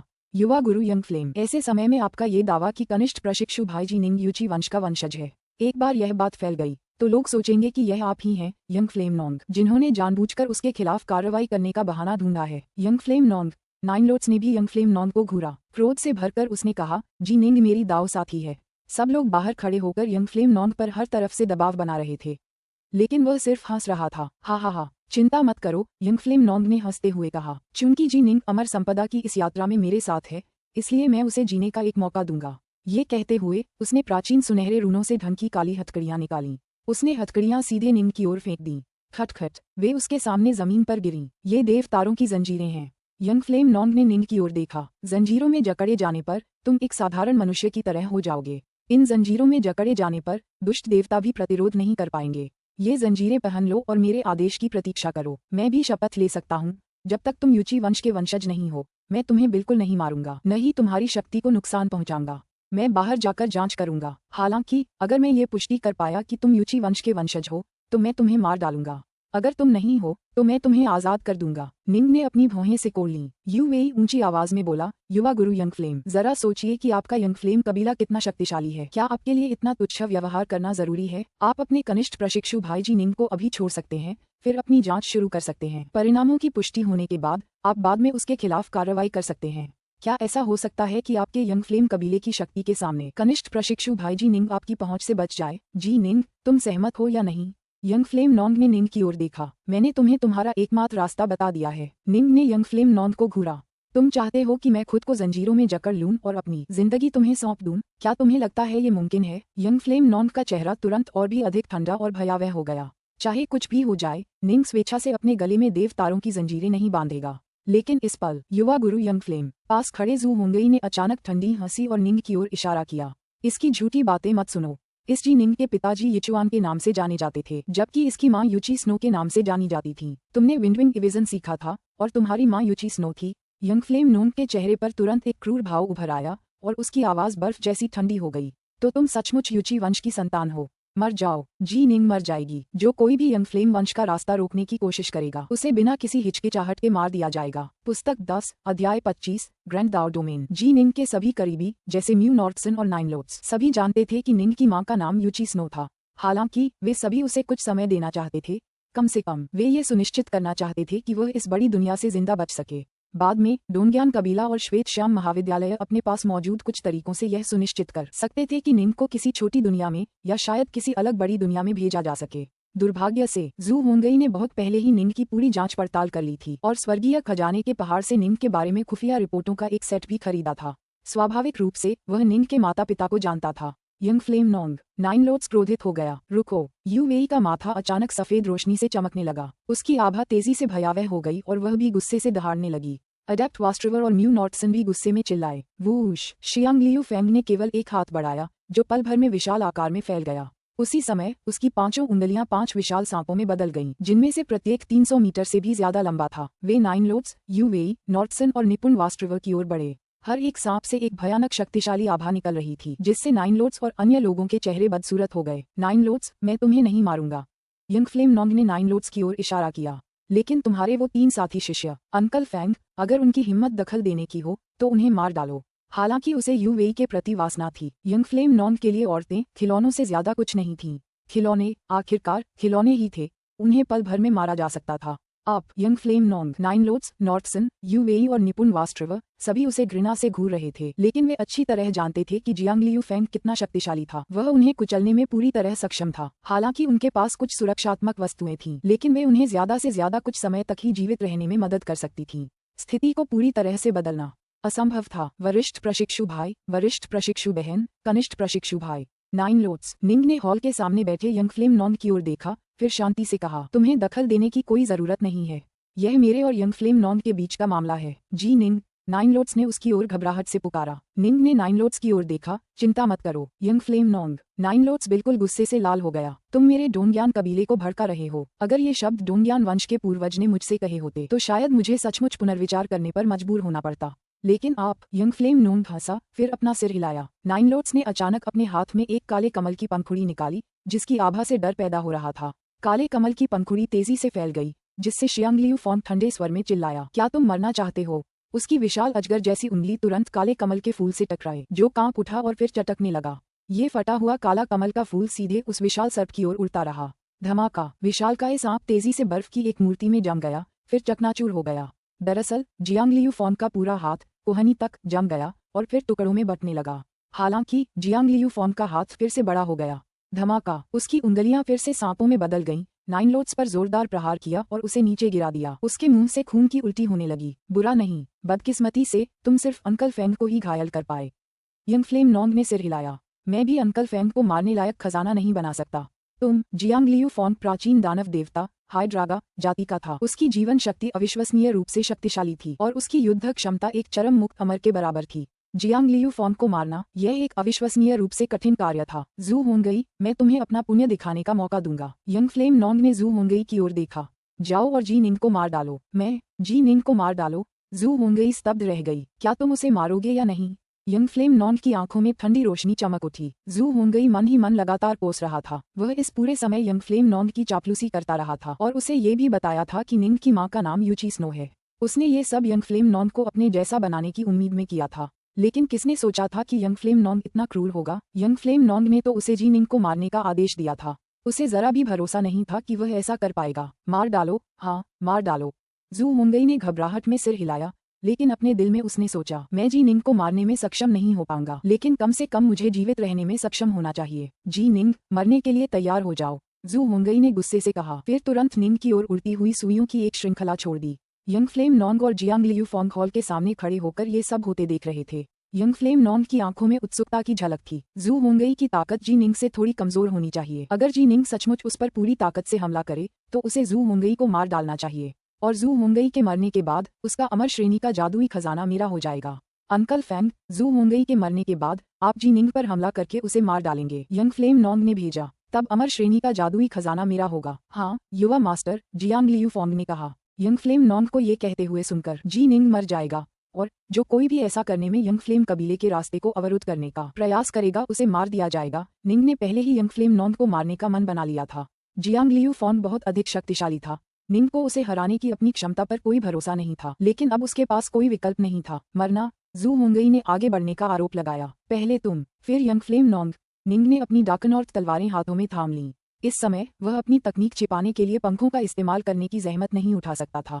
वाह! आसमान में उड़ती हुई सुइयों की एक श्रृंखला उसकी ओर बढ़ रही थी। मार डालो! निंग गुस्से से दहाड़ा। इस पल निंग का तलवार सा दिल पहले से कहीं ज्यादा दृढ़ और अटल था। अब वह समझ गया, इस क्षण वह एक बिल्कुल नए रास्ते पर चल पड़ा था। अगर वह यंग फ्लेम नॉन्ग को नहीं मारता तो इस अमर संपदा में शारीरिक रूप से स्थित होने के कारण वह बच नहीं पाता, वह मर जाता। लेकिन अगर वह यंग फ्लेम नॉन्ग को मार भी देता, जिसके अगले गॉड प्लम ड्यूक बनने की सबसे ज्यादा संभावना थी, तो यंग फ्लेम कबीला पूरी ताकत से उसका पीछा जरूर करता। ये कबीला स्टिल वाटर के नॉर्थमोस्ट कबीले से भी ज्यादा भयानक रूप से शक्तिशाली था। उसके सामने दो रास्ते थे, एक तो मौत का रास्ता था, दूसरा रास्ता यंग फ्लेम कबीले द्वारा अपनाए जाने का था। इस हद तक दबाव डाले जाने के बाद निंग वास्तव में अतुलनीय रूप से दृढ़ हो गया। बूम! इस पल में उसकी आत्मा पहले से कहीं ज्यादा शुद्ध और पारदर्शी हो गई थी। निंग को अचानक लगा जैसे समय की गति धीमी हो गई हो, कुछ ऐसा जिसे पाने के लिए वह इतने समय से संघर्ष कर रहा था पर कभी कर नहीं पाया था। आखिरकार वह सचमुच उस तक पहुंच गया था और अपने ग्रैंड दाव के माध्यम से एक नई यात्रा पर निकल पड़ा था। ये था तलवार का ग्रैंड दाव, एक विशाल विस्मयकारी ग्रैंड दाव। इस पल में निंग को लगा जैसे वह एक तलवार में बदल गया हो जो पूरे ग्रैंड दाव में तैर रही हो। इस क्षण में निंग पूरी तरह से ग्रैंड दाव डोमेन स्तर पर पहुंच गया था। सामान्यतः दाव में प्रशिक्षित सभी अमर साधकों के पास दाव क्षेत्र स्तर तक पहुंचने का अवसर था, लेकिन ये सामान्यतः केवल एक साधारण दाव के लिए ही सत्य था। हालांकि तलवार का दाव महादाव में से एक था। महादाव क्षेत्र तक पहुंचना संपूर्ण दाव पथ में पुनर्तः निपुणता प्राप्त करने से भी कहीं अधिक कठिन था। हालांकि निंग बहुत पहले ही 3 पैर वाली तलवार के 5वें आसन तक पहुंच गया था। यदि इस बार उस पर इतना भारी दबाव न डाला गया होता जिससे उसका हृदय अचानक और पूरी तरह से समझ गया होता और उसे अंतिम बाधाओं को पार करने की अनुमति नहीं मिली होती, तो उसके लिए इस नए स्तर तक पहुंचना बहुत कठिन रहता। उसकी चेतना के सागर के भीतर निंग की आत्मा अचानक एक तलवार में बदल गई, एक अतुलनीय रूप से चमकदार तलवार। ये तलवार आत्मा थी जो केवल एक तलवार अमर के पास ही हो सकती है जो वास्तव में ग्रैंड दाव डोमेन स्तर तक पहुंच गया हो। यह एक मौलिक परिवर्तन था, आत्मा का एक विकास। फुश! तलवार अचानक जी निंग के रूप में परिवर्तित हो गई, लेकिन आत्मा निंग तलवार की हल्की रोशनी के साथ चमक रही थी। जीवन जीने का उद्देश्य क्या है? मैं बस यही चाहता हूँ कि आप खुश रहें। मार मार मार! सभी अन्यायों का नाश करो, उन सभी को नष्ट कर दो जो हत्या के लायक हैं, तभी मैं प्रसन्न होऊंगा। अस्थिर अमरता के लिए अमरता का कोई मार्ग नहीं है। इस प्रकार एक दिन जोश के साथ जीना बेहतर है, बजाय एक सदी तक घुटन के साथ जीने के। मेरी तलवार आनंद की तलवार है, जुनून की तलवार है, वह तलवार जो सभी अन्यायों का नाश करती है। इस तलवार तकनीक का नाम 3 पैरों वाली तलवार है। जू होंगई से लड़ते हुए निंग अचानक हंसने लगा। जोर से और खुशी से हंसो, मार डालो, मार डालो, मार डालो, सारे अन्याय मिटा दो और उन सभी का सफाया कर दो जिन्हें मारने की जरूरत है। एक दिन जोश से जीना बेहतर है, बजाय एक सदी घुट घुट कर जीने के। जैसे ही निंग जोर से हंसा, उसके हाथों में डाकनॉर्थ की तलवारें अचानक अतुलनीय रूप से चमकदार और अतुलनीय रूप से विस्मयकारी हो गईं। स्विश! एक अथाह भयावह तलवार की आभा ने तुरंत पूरे हॉल को भर दिया। तलवार की रोशनी की एक चमकदार धार निकली, उड़ती हुई सुइयों को चीरती हुई मानो वे सड़ी हुई लकड़ी की बनी हों, और फिर जू होंगई के शरीर को चीरती हुई निकल गई। मैं जू होंगई की आंखें पूरी तरह गोल हो गईं। उसने कभी सोचा भी नहीं था कि उसका अंत ऐसा होगा। भय से भरकर उसकी आत्मा भी हॉल में फैली तलवार की भयावह आभा के नीचे टूटने और बिखरने लगी, और फिर उसका शरीर जमीन पर 2 हिस्सों में गिर गया। 3 फुट तलवार का छठा रुख, ग्रैंड दाव डोमेन। 3 पैरों वाली तलवार, जो कि श्वेत अश्वेत महाविद्यालय की सर्वोच्च तलवार कला थी, के 6 आसन थे जो जनता के लिए उपलब्ध थे। हालांकि अंतिम 3 आसन तलवार अमरों के लिए प्रत्यक्ष युगांतरकारी संचरण तक सीमित थे। पहला रुख चमकदार तलवार हृदय, दूसरा रुख मैनिफोल्ड थीस थॉर्न्स, तीसरा रुख अचानक तलवार प्रकाश, चौथा रुख आकाश में सूर्य, 5वां रुख चांदनी तलवार छिपा रही है, छठा रुख ग्रैंड दाव डोमेन। तलवार की ये मुद्राएं पूरी तरह से तय नहीं थीं। उदाहरण के लिए पहली मुद्रा चमकदार तलवार हृदय हर व्यक्ति के लिए अलग थी। यह इस बात पर निर्भर करता था कि वे इसे कैसे समझते हैं। 3 पैरों वाली तलवार मुख्य रूप से एक मार्गदर्शक के रूप में काम करती थी। इसने तलवार अमरों को उन तकनीकों की ओर निर्देशित किया जो उनके लिए सबसे उपयुक्त थीं। 3 पैरों वाली तलवार का हर एक अभ्यासी 3 पैरों वाली तलवार को उस तरीके से निष्पादित करने में सक्षम था जो उसके लिए सबसे उपयुक्त था। विकट परिस्थितियों में निंग का हृदय पूरी तरह से ग्रैंड दाव में विलीन हो गया था, जिससे वह ग्रैंड दाव डोमेन स्तर तक पहुंच गया। इस छठे रुख की शक्ति, जिसे उसने समझा था, वास्तव में अतुलनीय रूप से भयावह थी। क्या ये ग्रैंड दाव डोमेन है? यंग फ्लेम नोंग ने देखा कि एक भयानक तलवार की आभा पूरे हॉल में फैल गई, जिससे उसकी अपनी आत्मा भी कांप उठी। यंग फ्लेम नोंग का चेहरा पहले के शांत और आत्मसंतुष्ट भाव से पूरी तरह बदल गया। उसने जी निंग को घूरा, एक पिछड़े कबीले का युवक जो मानो पागल हो गया हो और जिसने अभी अभी जू हुंगई को एक ही वार में मार डाला हो। उसकी उम्र क्या है? वह वास्तव में ग्रैंड दाओ डोमेन के स्तर तक पहुंच ही गया है। और तलवार के दाव में सबसे आक्रामक यंग फ्लेम नोन के दिल में अचानक जलन हुई। वह इतना प्रतिभाशाली क्यों नहीं हो सकता? ऐसी प्रतिभा इस जैसे देहाती युवक को क्यों मिली? ग्रैंड दाओ डोमेन तलवार का ये दाव यूवेई, निपुण वास्ट्रिवर और नाइन लोड स्तब्ध थे। तलवार की आभा जो हॉल में व्याप्त थी, वे सभी उससे निकलती दृढ़ता, तीक्ष्णता और अदम्यता को महसूस कर सकते थे। तलवार एक तेज हथियार थी, एक अमर तलवार का हृदय, केवल वही जिसका हृदय सचमुच तलवार की तरह तेज, दृढ़ और अदम्य हो, तलवार के ताव की उत्कृष्टता को सही मायने में समझ सकता था। जब तलवार सामने आए तो पछतावे की कोई गुंजाइश नहीं रही, जब तलवार सामने आए तो उसे रोका नहीं जा सका। तलवार अमर होने का यही मतलब था। मार डालो। निंग ने अपनी दोनों तलवारें हाथों में थाम लीं। उसका शरीर अचानक नाटकीय रूप से बड़ा हो गया और वह 30 मीटर लंबे विशालकाय में बदल गया। साथ ही अपनी दिव्य शक्ति स्टार सीजिंग हैंड का भी प्रयोग कर रहा था। इस क्षण निंग के हाथों में तलवार की रोशनी एक विस्मयकारी शक्तिशाली स्तर पर पहुंच गई थी। लेकिन जियांग लियू फेंग ने एक भयंकर गुर्राहट भरी अपनी हथेली से जोरदार प्रहार किया, जो एक काले तूफानी बादल की तरह आगे बढ़ी, क्योंकि उसकी उंगलियां बने विशाल सांपों ने उसे बेतहाशा काट लिया। बूम! एक धमाकेदार आवाज गूंजी। जियांग लियू फोन के सर हाथ का मांस फट गया और ताजा खून चारों तरफ फैल गया, मानो दिव्य शक्ति हर जगह छा गई हो। निंग भी पीछे की ओर उड़ गया, उसके मुंह से खून की धार बह रही थी। इस क्षण निंग को समझ आया कि हालांकि उसकी शक्ति में जियांग लियू फोन की तुलना में नाटकीय रूप से वृद्धि हुई थी, जिसके पास एक चरम मुक्त अमर की शक्ति थी, फिर भी शक्ति का अंतर बहुत ज्यादा था। प्रतिद्वंद्वी उसे सिर्फ एक हाथ से हरा सकता था। जी निंग, वरिष्ठ प्रशिक्षु भाई नॉर्थसन, यू वेई और नाइन लोड सभी ने चिंता से चिल्लाकर कहा। पीछे की ओर गिरते हुए निंग की आंखें पागलपन से भर गईं। वह काला फंदा जो पूरे समय उसके ब्रेसों में फंसा हुआ था, अचानक उसकी हथेली में प्रकट हो गया।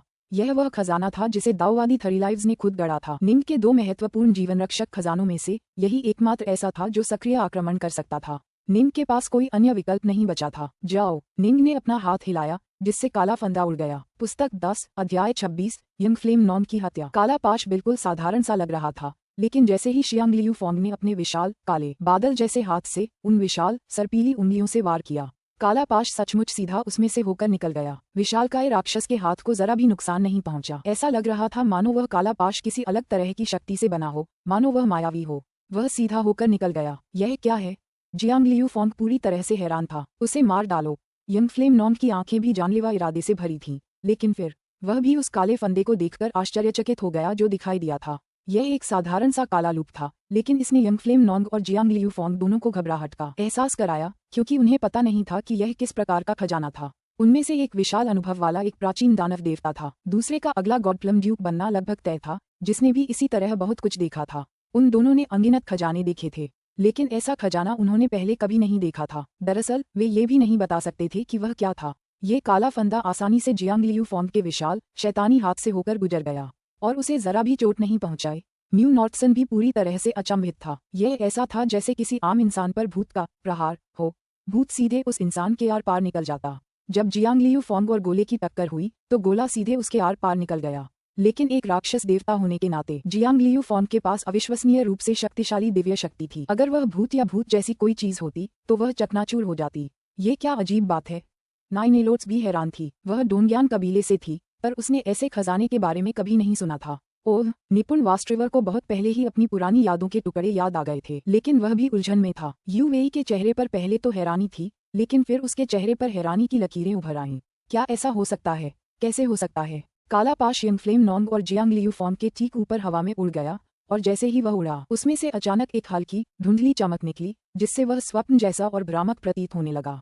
चकनाचूर हो जाए, जियांग लियू फोंग गुस्से से चीखा। उसके हाथ में एक लंबा सुआ प्रकट हुआ, जो असीम क्रूर आभा से भरा था, और जियांग लियू फोंग ने अपने सुआ से उस काले फंदे पर बेरहमी से वार किया। मेरी रक्षा करो। यंग फ्लेम नॉन्ग को भी लगा कि यह काला फंदा बेहद विचित्र है। उसने पहले ही उस पत्ते जैसी दाव सील को निकाल दिया था, ताकि जरूरत पड़ने पर काले कवच वाले गोलेम के अचानक हमले से बचा जा सके। अब उसने उसे तुरंत चकनाचूर कर दिया। तुरंत एक धुंधली सुनहरी आभा ने उसे एक मजबूत रक्षात्मक आभा से ढक लिया। यह एक ढीले अमर के पूरी ताकत से किए गए हमले को भी कुछ पलों तक झेल सकता है। फुश! जियांग लियू फोंग का भयंकर वार चूक गया। ऐसा लग रहा था जैसे काला फंदा कहीं था ही नहीं, या शायद किसी बिल्कुल अलग धरातल पर मौजूद था। काले घेरे से धुंधली रोशनी निकलती रही। अचानक एक अदृश्य निगलने वाली लहर उठी। ये है। यंग फ्लेम नॉन्ग और जियांग लियू फोंग दोनों के चेहरे नाटकीय रूप से बदल गए। वे दोनों उस अदृश्य विनाशकारी शक्ति को महसूस कर सकते थे और वह सीधे उनकी आत्माओं पर निशाना साध रही थी। नहीं। यंग फ्लेम नॉन्ग का चेहरा बेतहाशा क्रूर और भयभीत हो गया। उसने एक भयानक चीख मारी और फिर उसकी आत्मा उसके शरीर से निकल गई। मूर्ति और विकृत होती हुई उसे जबरदस्ती उस काले घेरे में खींच लिया गया। यंग फ्लेम नॉन्ग एक शीर्ष वांशियांक सिद्ध पुरुष था और युवावस्था से ही उसे एक अत्यंत उच्च स्तरीय दृश्यावलोकन तकनीक का ज्ञान था। उसकी आत्मा अब तक एक आदिम ताओवादी के समान हो चुकी थी और इसलिए स्वाभाविक रूप से वह लगभग भौतिक रूप धारण कर सकती थी। निंग और बाकी सभी ने उसकी विकृत आत्मा को पीड़ा से चीखते हुए देखा जब उसे काले पाश में खींचा जा रहा था। ये कैसा खजाना है? यह मेरी आत्मा को कैसे सोख सकता है? कैसे? यह मेरा अंत कैसे हो सकता है? मैं इस जी निंग के लिए कैसे मर सकता हूँ? क्या मेरी आत्मा नष्ट होने वाली है? जी निंग, मुझे छोड़ दो। यंग फ्लेम नॉन्ग की आत्मा ने एक ध्वनिहीन चीख निकाली जो लगातार मूर्ति और विकृत होती रही क्योंकि वह भीतर और गहरे खींची जा रही थी। मैं जियांग लियू फेंग उन्मत्त होकर संघर्ष कर रहा था और फिर भी उसके शक्तिशाली फींड गॉड की आत्मा अभी भी उसके फींड गॉड शरीर से जबरदस्ती निकाली जा रही थी, एक आदिम स्तर के फींड गॉड के रूप में जो अपना क्लोन बनाने में सक्षम था। ये स्पष्ट था कि उसकी आत्मा बहुत पहले ही उसके फींड गॉड शरीर में पूरी तरह से विलीन हो चुकी थी, एक हो गई थी, और फिर भी उसे अभी भी जबरदस्ती निकाला जा रहा था। यह एक विशाल आत्मा थी और यह धरती को हिला देने वाली गर्जना कर रही थी जिससे पूरा हॉल हिल रहा था, लेकिन इसे भी काले घेरे में खींचा जा रहा था। और बस ऐसे ही यंग फ्लेम नोंग और जियांग लियू फोंग अपने सुरक्षात्मक खजाने या शक्तिशाली दिव्य शरीर के बावजूद उनकी आत्माओं को इस भयानक विचित्र खजाने द्वारा जबरन निगल लिया गया था। चटक, काले लूप से एक स्पष्ट ध्वनि निकली मानो बर्फ का कोई टुकड़ा टूट रहा हो। तुरंत वह बिखर गया, हवा में बिखर गया और पिघल गया, पीछे कुछ भी नहीं बचा। यहाँ तक कि यंग फ्लेम नोंग और जियांग लियू फोंग की आत्माएं भी पूरी तरह से गायब हो गई थीं।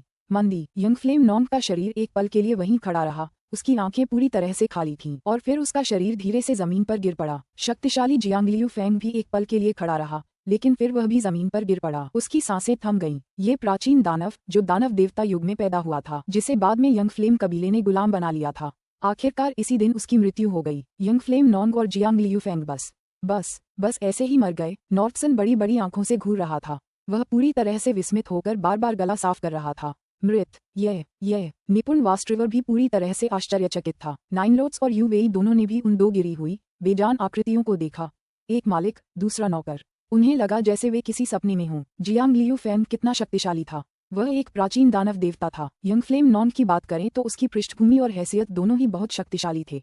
इससे पहले राक्षसी दाव सैनिकों से निपटते समय उसने लॉक, स्क्रॉल और पोलारिस स्टार शिफ्टर खजाने जैसी चीजें नष्ट कर दी थीं।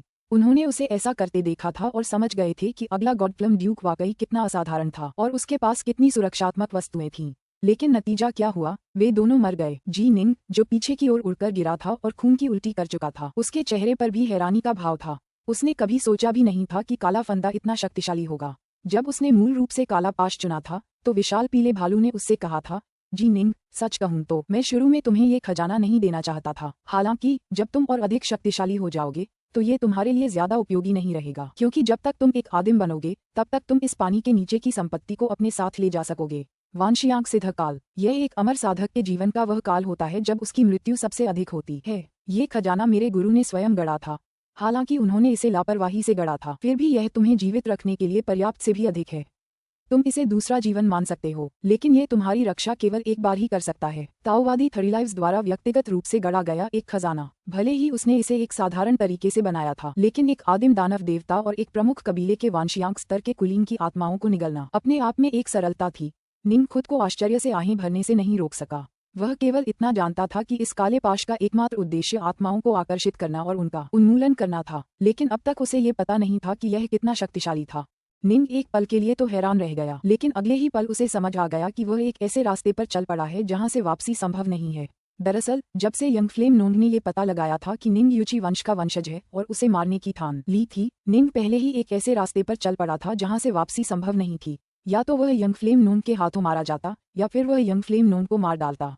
उसके पास बस यही दो विकल्प थे, लेकिन यंग फ्लेम नोंग को मारकर जो लगभग निश्चित रूप से अगला गॉडप्लम ड्यूक बनता और जिसकी पृष्ठभूमि अविश्वसनीय रूप से आश्चर्यजनक थी। यंग फ्लेम नोंग का अपने कुल में दर्जा पश्चिम प्रांत शहर के जी कुल में निंग के पूर्व दर्जे जैसा ही था। निंग को लॉर्ड प्रीफेक्ट और उसके अपने पिता दोनों का समर्थन प्राप्त था। ये लगभग तय था कि यंग फ्लेम नोंग अगला गॉडप्लम ड्यूक होगा। इसका मतलब था कि निश्चित रूप से उसके साथ एक अविश्वसनीय रूप से शक्तिशाली व्यक्ति भी था।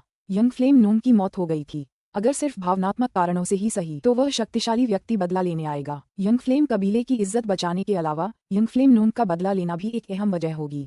हा हा हा, निंग सचमुच जोर जोर से हंसने लगा। अपने हाथ के एक झटके से उसने पृथ्वी की आग की एक धारा छोड़ी जिसने जू हुंगई की लाश को जलाकर राख कर दिया। फिर उसने जू हुंगई द्वारा छोड़े गए जादुई खजानों को इकट्ठा किया। जू हुंगई के पास अमरता प्राप्त जादुई खजाना था।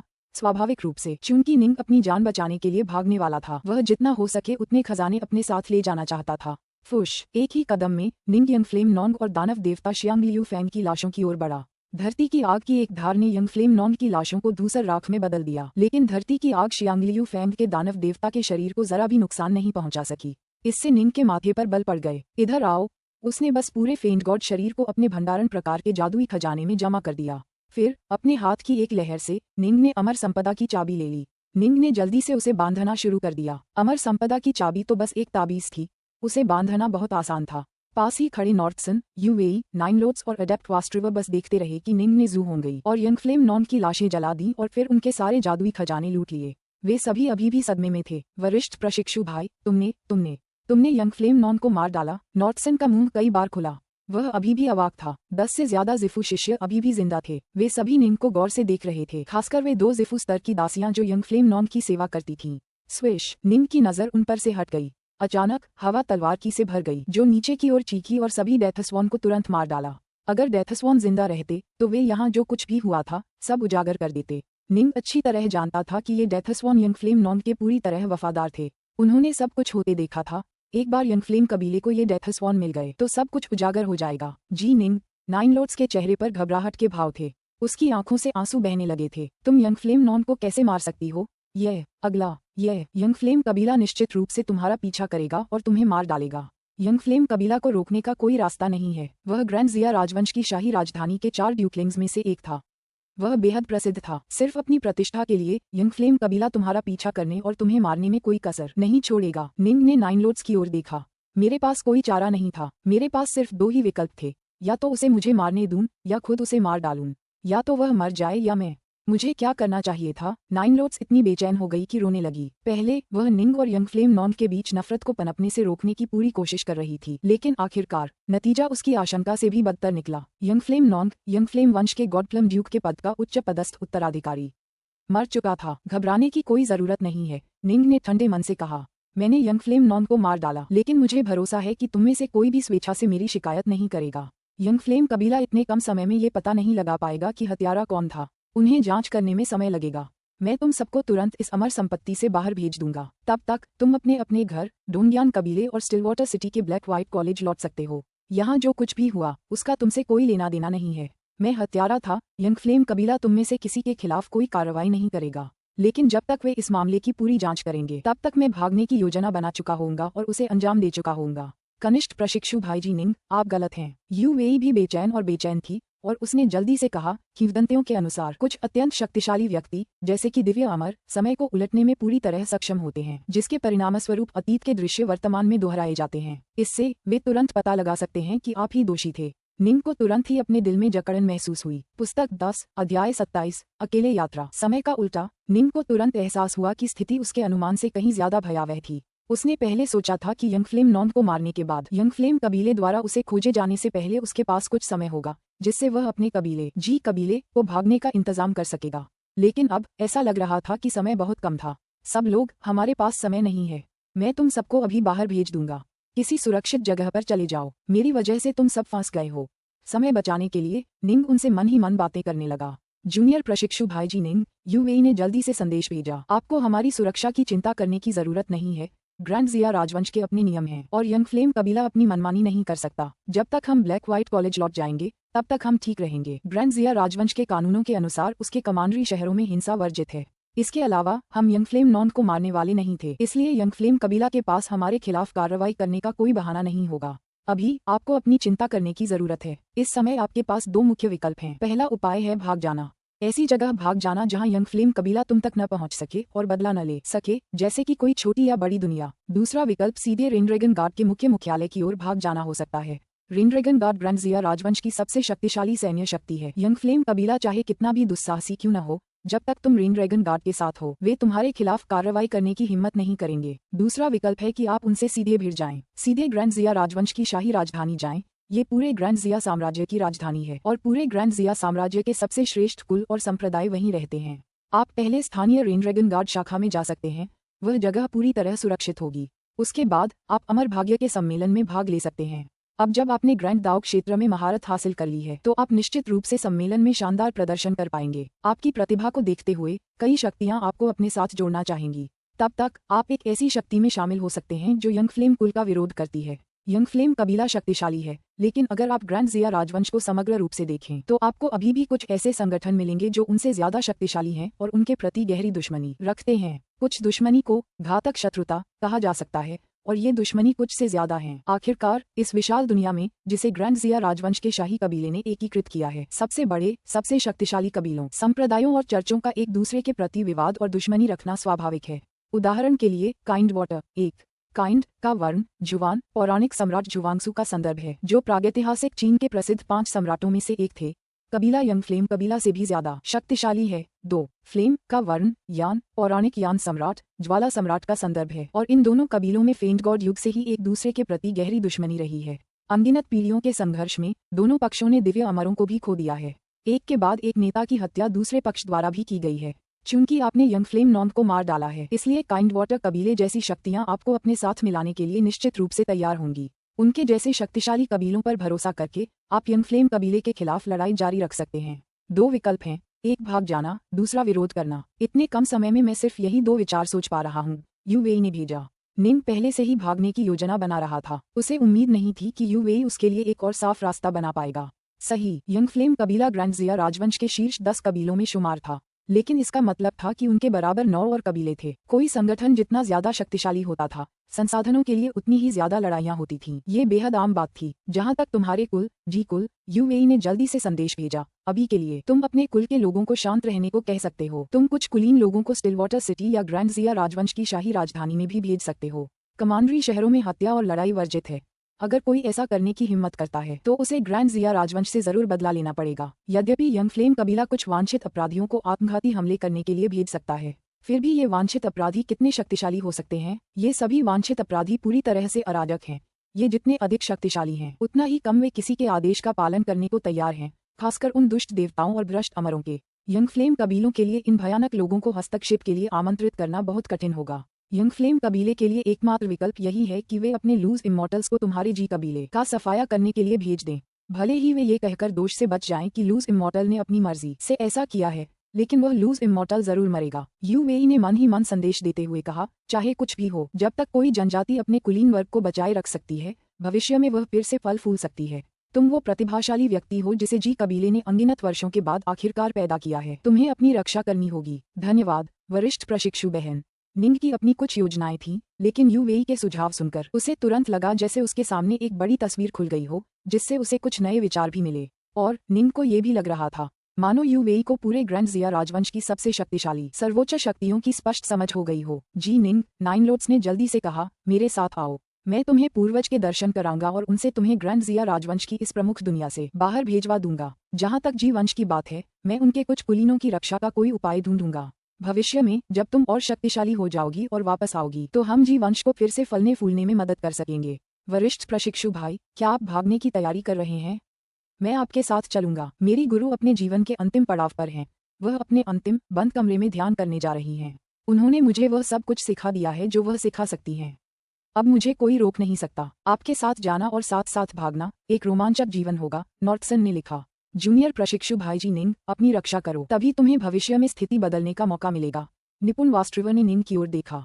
निंग हंसा। फिर अचानक निंग की नजर नाइन लोड्स पर पड़ी।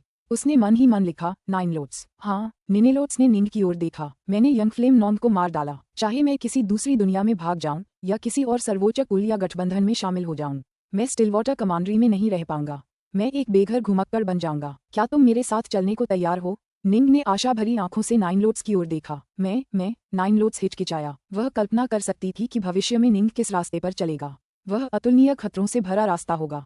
क्या उसे उस भटकते रास्ते पर उसके साथ चलना चाहिए? उसके अंदर एक आवेगपूर्ण इच्छा हुई कि वह मान जाए, निंग के साथ दुनिया के कोने कोने में घूमने जाए, जिंदगी और मौत को साथ मिलकर बांट ले। लेकिन फिर उसे अपने कबीले का ख्याल आया। वह डोंगयान कबीले की अगली मुखिया थी। वह निंग के साथ दुनिया के कोने कोने तक यूं ही भटकती नहीं रह सकती थी। कोई नहीं जानता था कि यह भटकाव कब तक चलेगा। नाइन लोट्स, निंग उसकी झिझक समझ गया। वह अपने दिल में एक दर्द महसूस किए बिना नहीं रह सका। वह जानता था कि उसका यह अनुरोध थोड़ा ज्यादा था। बस इस पल, इस राह पर चल पड़ने के बाद निंग सचमुच चाहता था कि कोई उसके साथ चले। ये कठिन अमर मार्ग, अगर कोई उसके साथ इसे बांट सके और इसके बोझ को उसके साथ बांट सके। निंग सचमुच उम्मीद करता था कि कोई नाइन लोट्स होगा। मुझे माफ करें। निंग को देखते ही नाइन लोट्स की आंखें आंसुओं से भर आईं। जी निंग, अब मुझे अचानक समझ आ गया है। मैं तुम्हारे साथ दुनिया भर में नहीं घूम सकता। मैं तुम्हारे साथ जीवन और मृत्यु साझा नहीं कर सकता। पूर्वजों के शब्द सही थे। दाव साथी होने का मतलब है किसी के लिए मरने को तैयार होना। दाव साथी, अगर अमर या बुद्ध तुम्हारा रास्ता रोकते हैं तो अपने दाव साथी को वापस लाने के लिए तुम अमर की हत्या करने या बुद्ध का विनाश करने को तैयार होगे। लेकिन मैं ऐसा नहीं कर सकता। मैं सचमुच ऐसा नहीं कर सकता। मेरे पास चलने के लिए अपना रास्ता है और मैं तुम्हारे लिए अपना रास्ता नहीं छोड़ना चाहता। मुझे माफ करना, मुझे बहुत माफ करना।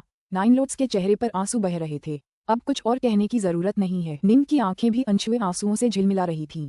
ज्यादा लालची होना मेरी गलती है। मैं एक खतरनाक रास्ते पर चल पड़ा हूँ और आने वाले अनगिनत सालों तक यंग फ्लेम कबीले से लड़ता रहूंगा। मैंने जो मांगा था उसमें मैं हद से ज्यादा आगे निकल गया। मुझे तुम्हें भी इसमें घसीटने और फंसाने की हिम्मत नहीं करनी चाहिए। अब से तुम हो, मैं हूँ। यह अमर पथ, मेरे लिए इस पर अकेले चलना ही काफी है। निंग ने दूर की ओर इशारा किया।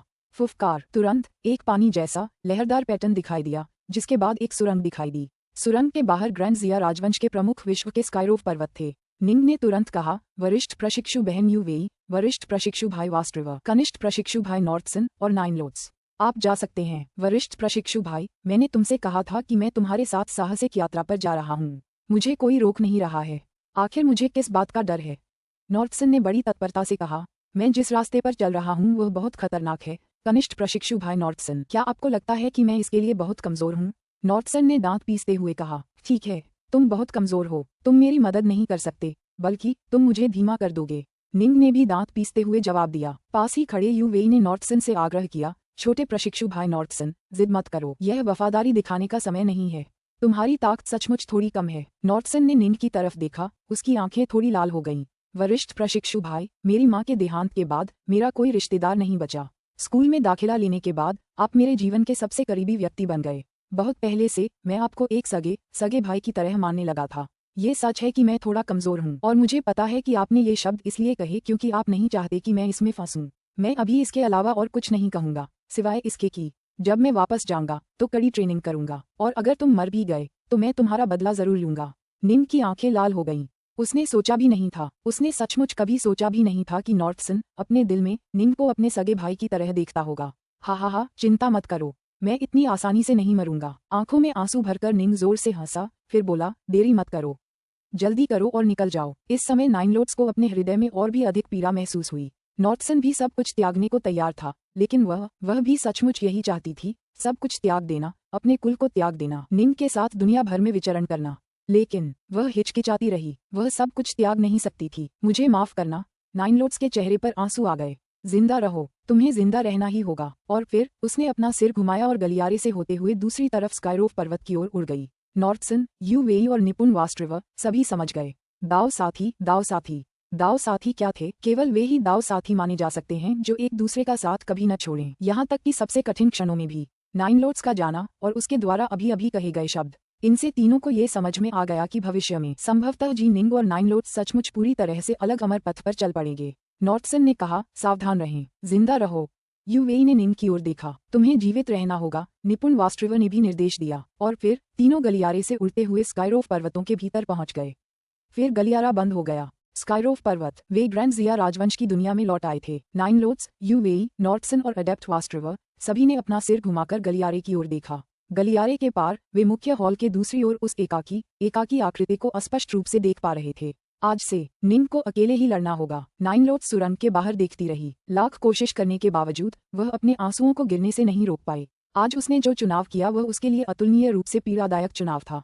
वह अपने कबीले को नहीं छोड़ सकती थी, उसके अपने सपने थे। वह निंग की खातिर खुद को सब कुछ त्यागने के लिए मजबूर नहीं कर सकती थी। यू वेई, नॉर्थसन और निपुण वास्ट्रिवर ने कुछ नहीं कहा। ऐसा इसलिए क्योंकि वे भी समझते थे कि दाव साथियों की एक जोड़ी का होना कितना दुर्लभ है, जो सचमुच एक साथ जीवन मरण साझा करें, जो एक दूसरे का साथ कभी न छोड़ें और जिनके जीवन एक हो जाएं। दरअसल कई तथाकथित दाव साथी अंततः एक दूसरे से नफरत करने लगते और दुश्मन बन जाते। उनके लिए खजानों के लिए लड़ना और एक दूसरे को मार डालना कोई असामान्य बात नहीं थी। मौत के बाद भी साथ रहना, ये बहुत ही दुर्लभ था। नाइन लोड्स के पास और भी बहुत सी चीजें थीं जिनकी उसे परवाह थी।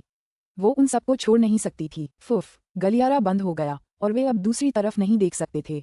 चलो चलें, नॉर्थसन ने दांत पीसते हुए कहा। चल दर, मैं अपने कबीले में वापस जा रहा हूँ। नाइन लोड्स स्वयं डोंगियान कबीले में लौट आए, जबकि नॉर्थसन अडेप्ट वास्ट्रिवर और यूएई ब्लैक व्हाइट कॉलेज में लौट आए। महल के भीतर, आज से मैं अपने अमर पथ पर अकेले ही चलूंगा।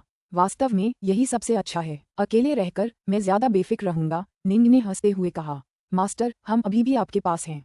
छोटी किंग ने अपना सर्प जैसा सिर उठाया और उसे पुकारा। निंग ने नीले आसमानी सांप की ओर देखा, फिर अंकल व्हाइट की ओर, जो इस पूरे समय चुपचाप उसके पीछे पीछे चल रहे थे। उसके दिल में एक गर्मजोशी का एहसास हुआ।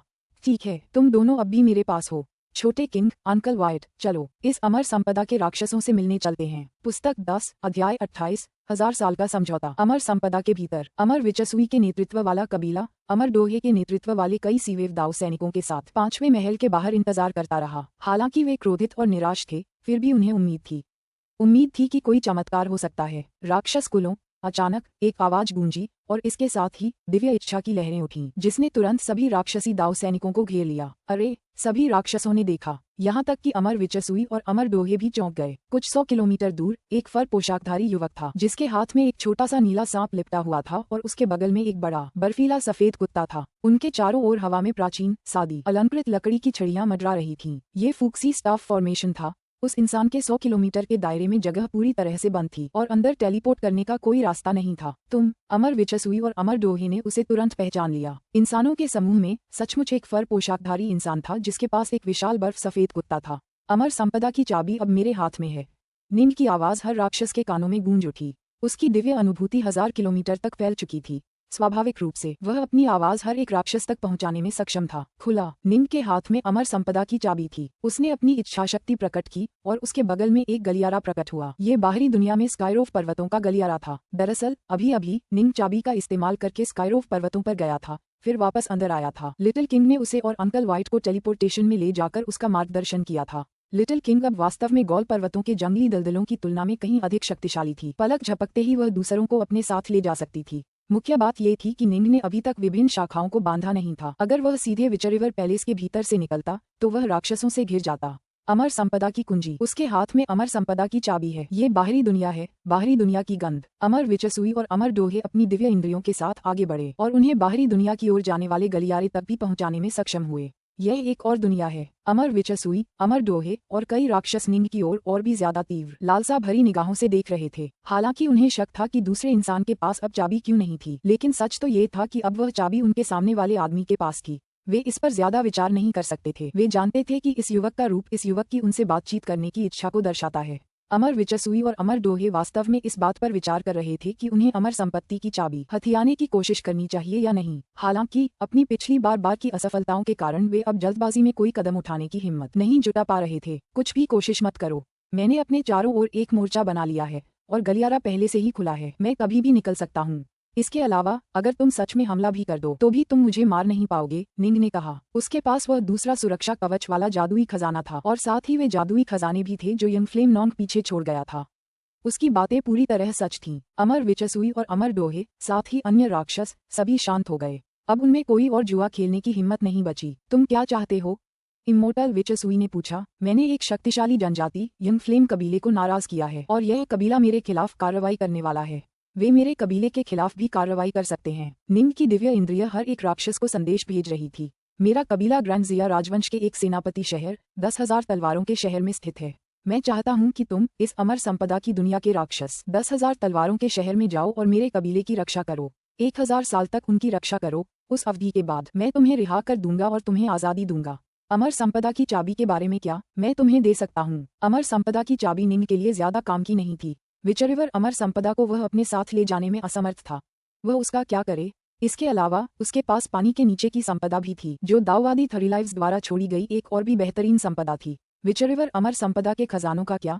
दाव भंडार और खजाने की तिजोरी पहले ही लूट ली गई थी। 1000 साल तक उनकी रक्षा करो। अमर विचसुई और अमर डोहे हजारों राक्षसों के साथ आश्चर्यचकित और प्रसन्न थे। हालांकि 1000 साल का समय काफी लंबा होता है, लेकिन राक्षसों की उम्र शुरू से ही बहुत लंबी होती थी। सिर्फ 1000 साल तक किसी कबीले की रक्षा करने के लिए वे उस विशाल व्यापक दुनिया में जा सकते थे। उन्हें अमर संपदा की चाबी भी मिल जाती थी। उन्होंने पहले ऐसा कुछ सोचने की भी हिम्मत नहीं की थी। वे लूटे जाने के लिए तैयार थे और शांति के प्रस्ताव के रूप में अपने दाव कवच का एक हिस्सा देने को भी तैयार थे, लेकिन निंग को दाव कवच की कोई चाहत नहीं थी। दाव कवच पहनकर ये राक्षस 10 गुना या 10 गुना ज्यादा शक्तिशाली हो जाते। वह यही चाहता था, ये राक्षस शक्तिशाली हों। क्या आपका कबीला ग्रैंड जिया राजवंश के 10,000 तलवारों वाले शहर में स्थित है? जहां तक मुझे पता है, ग्रैंड जिया राजवंश अपने कमांडरी शहरों के भीतर लड़ाई पर बेहद सख्त प्रतिबंध लगाता है। अगर कोई भी किसी के भीतर लड़ने की हिम्मत करता है तो ग्रैंड जिया राजवंश उसका पीछा करेगा और उसे पकड़ लेगा। ये यंग फ्लेम कबीला जो आपके कबीले के खिलाफ कार्रवाई करना चाहता है, उसे आपके शहर पर हमला करने की हिम्मत नहीं करनी चाहिए, है ना? अमर डोहे ने पूछा। यद्यपि वे हमेशा यहाँ फंसे रहे थे, उन्होंने ग्रैंड जिया राजवंश की दुनिया के बारे में पीढ़ी दर पीढ़ी रिकॉर्ड पारित किए थे और इसलिए वे कुछ सबसे बुनियादी चीजों को जानते थे। सही है, वे असल में हमला करने की हिम्मत नहीं करेंगे। हालांकि अगर वे मेरे कबीले पर हमला करने के लिए कुछ वांछित अपराधियों या कुछ डेथवॉन को भेजते हैं। निंग ने उन्हें संदेश भेजा। ये अपराधी और डेथवॉन ज्यादातर वांशियांक स्तर या आदिम दाववादी स्तर के होंगे। अस्वच अमर, इनमें से किसी एक के होने की संभावना बहुत बहुत कम होनी चाहिए। दिव्य अमर, इसकी संभावना तो और भी कम है। ग्रैंड जिया राजवंश के किसी कमांडरी शहर में घुसकर हमला करना पूरे राजवंश के लिए एक चुनौती और अपमान था। ऐसा करने वाला कोई भी व्यक्ति बिना किसी सवाल के मारा जाता था। यंग फ्लेम नॉन्ग की खातिर, जो पहले ही मर चुका था। क्या वे सचमुच एक लूज इमॉर्टल की बलि देने को तैयार होंगे, सिर्फ अपने गुस्से को जाहिर करने और एक पिछड़े इलाके की जनजाति को मारने के लिए? संभावनाएं काफी कम थीं, और जहां तक एक दिव्य अमर की बलि देने की बात है, ये लगभग नामुमकिन था। ये समझना जरूरी है कि हर दिव्य अमर को एक कुल की सच्ची नींव माना जाता था। किसी दिव्य अमर का एक शब्द भी कुल के नेता को बदल सकता था। अगर निंग एक दिव्य अमर बन जाता तो वह पूरे ग्रैंड जिया राजवंश को प्रभावित करने में सक्षम व्यक्तियों में से एक बन जाता, यहाँ तक कि पूरा यंग फ्लेम कबीला भी उसके साथ सम्मान से पेश आता। अगर यंग फ्लेम नॉन्ग को किसी दिव्य अमर ने मारा होता तो संभवतः यंग फ्लेम कबीला उसका पीछा करके उस पर हमला करने के बजाय उससे बातचीत करने चला जाता।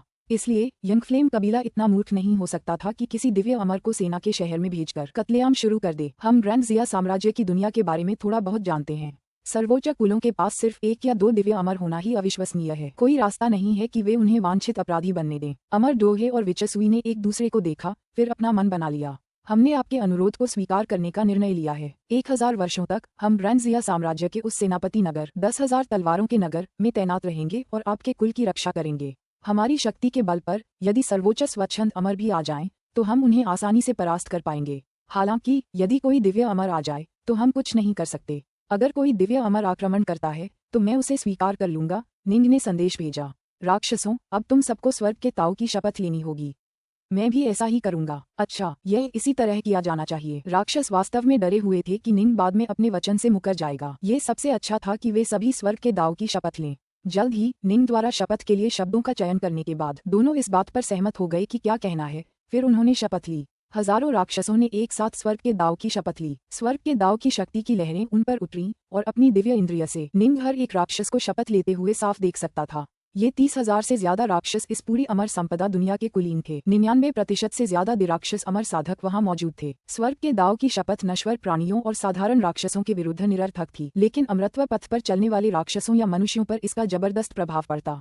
ये राक्षसी दाव सैनिक कम से कम जिफू स्तर के तो थे ही। 30,000 से ज्यादा राक्षसों ने 2 मुक्त अमरों के साथ स्वर्ग के दाव की शपथ ली और निंग को अब उनके अपनी बात से मुकरने की चिंता नहीं थी। स्वाभाविक रूप से उन्होंने शपथ भी ली। समय बर्बाद करने का कोई समय नहीं है, निंग ने मन ही मन कहा। यंग फ्लेम कबीले का वह विशेषज्ञ शायद कोई दिव्य अमर भी हो और वह जल्द ही विचरिवर अमर संपदा तक पहुंच जाएगा। एक बार वह पहुंच जाए तो वह तुम सबका सफाया कर सकता है। हमें तुरंत वहां से निकलना होगा। क्या? अमर विचसुई, अमर डोहे और अन्य सभी चौंक गए। दोनों अमर काफी निर्णायक थे। एक ऐसे अवसर के सामने जो अमर संपदा की दुनिया के सभी राक्षसों की नियति बदल सकता था। उन्होंने तुरंत आवश्यक व्यवस्था करने का आदेश दिया। ताओवादी झेनबाओ, दाओवादी विचैक्सल, तुम में से प्रत्येक 1000 दाव सैनिकों का नेतृत्व करो और अमर संपदा की दुनिया में हमारे सभी कुलों को इकट्ठा करो, फिर उन्हें 10,000 तलवारों वाले शहर तक ले जाओ।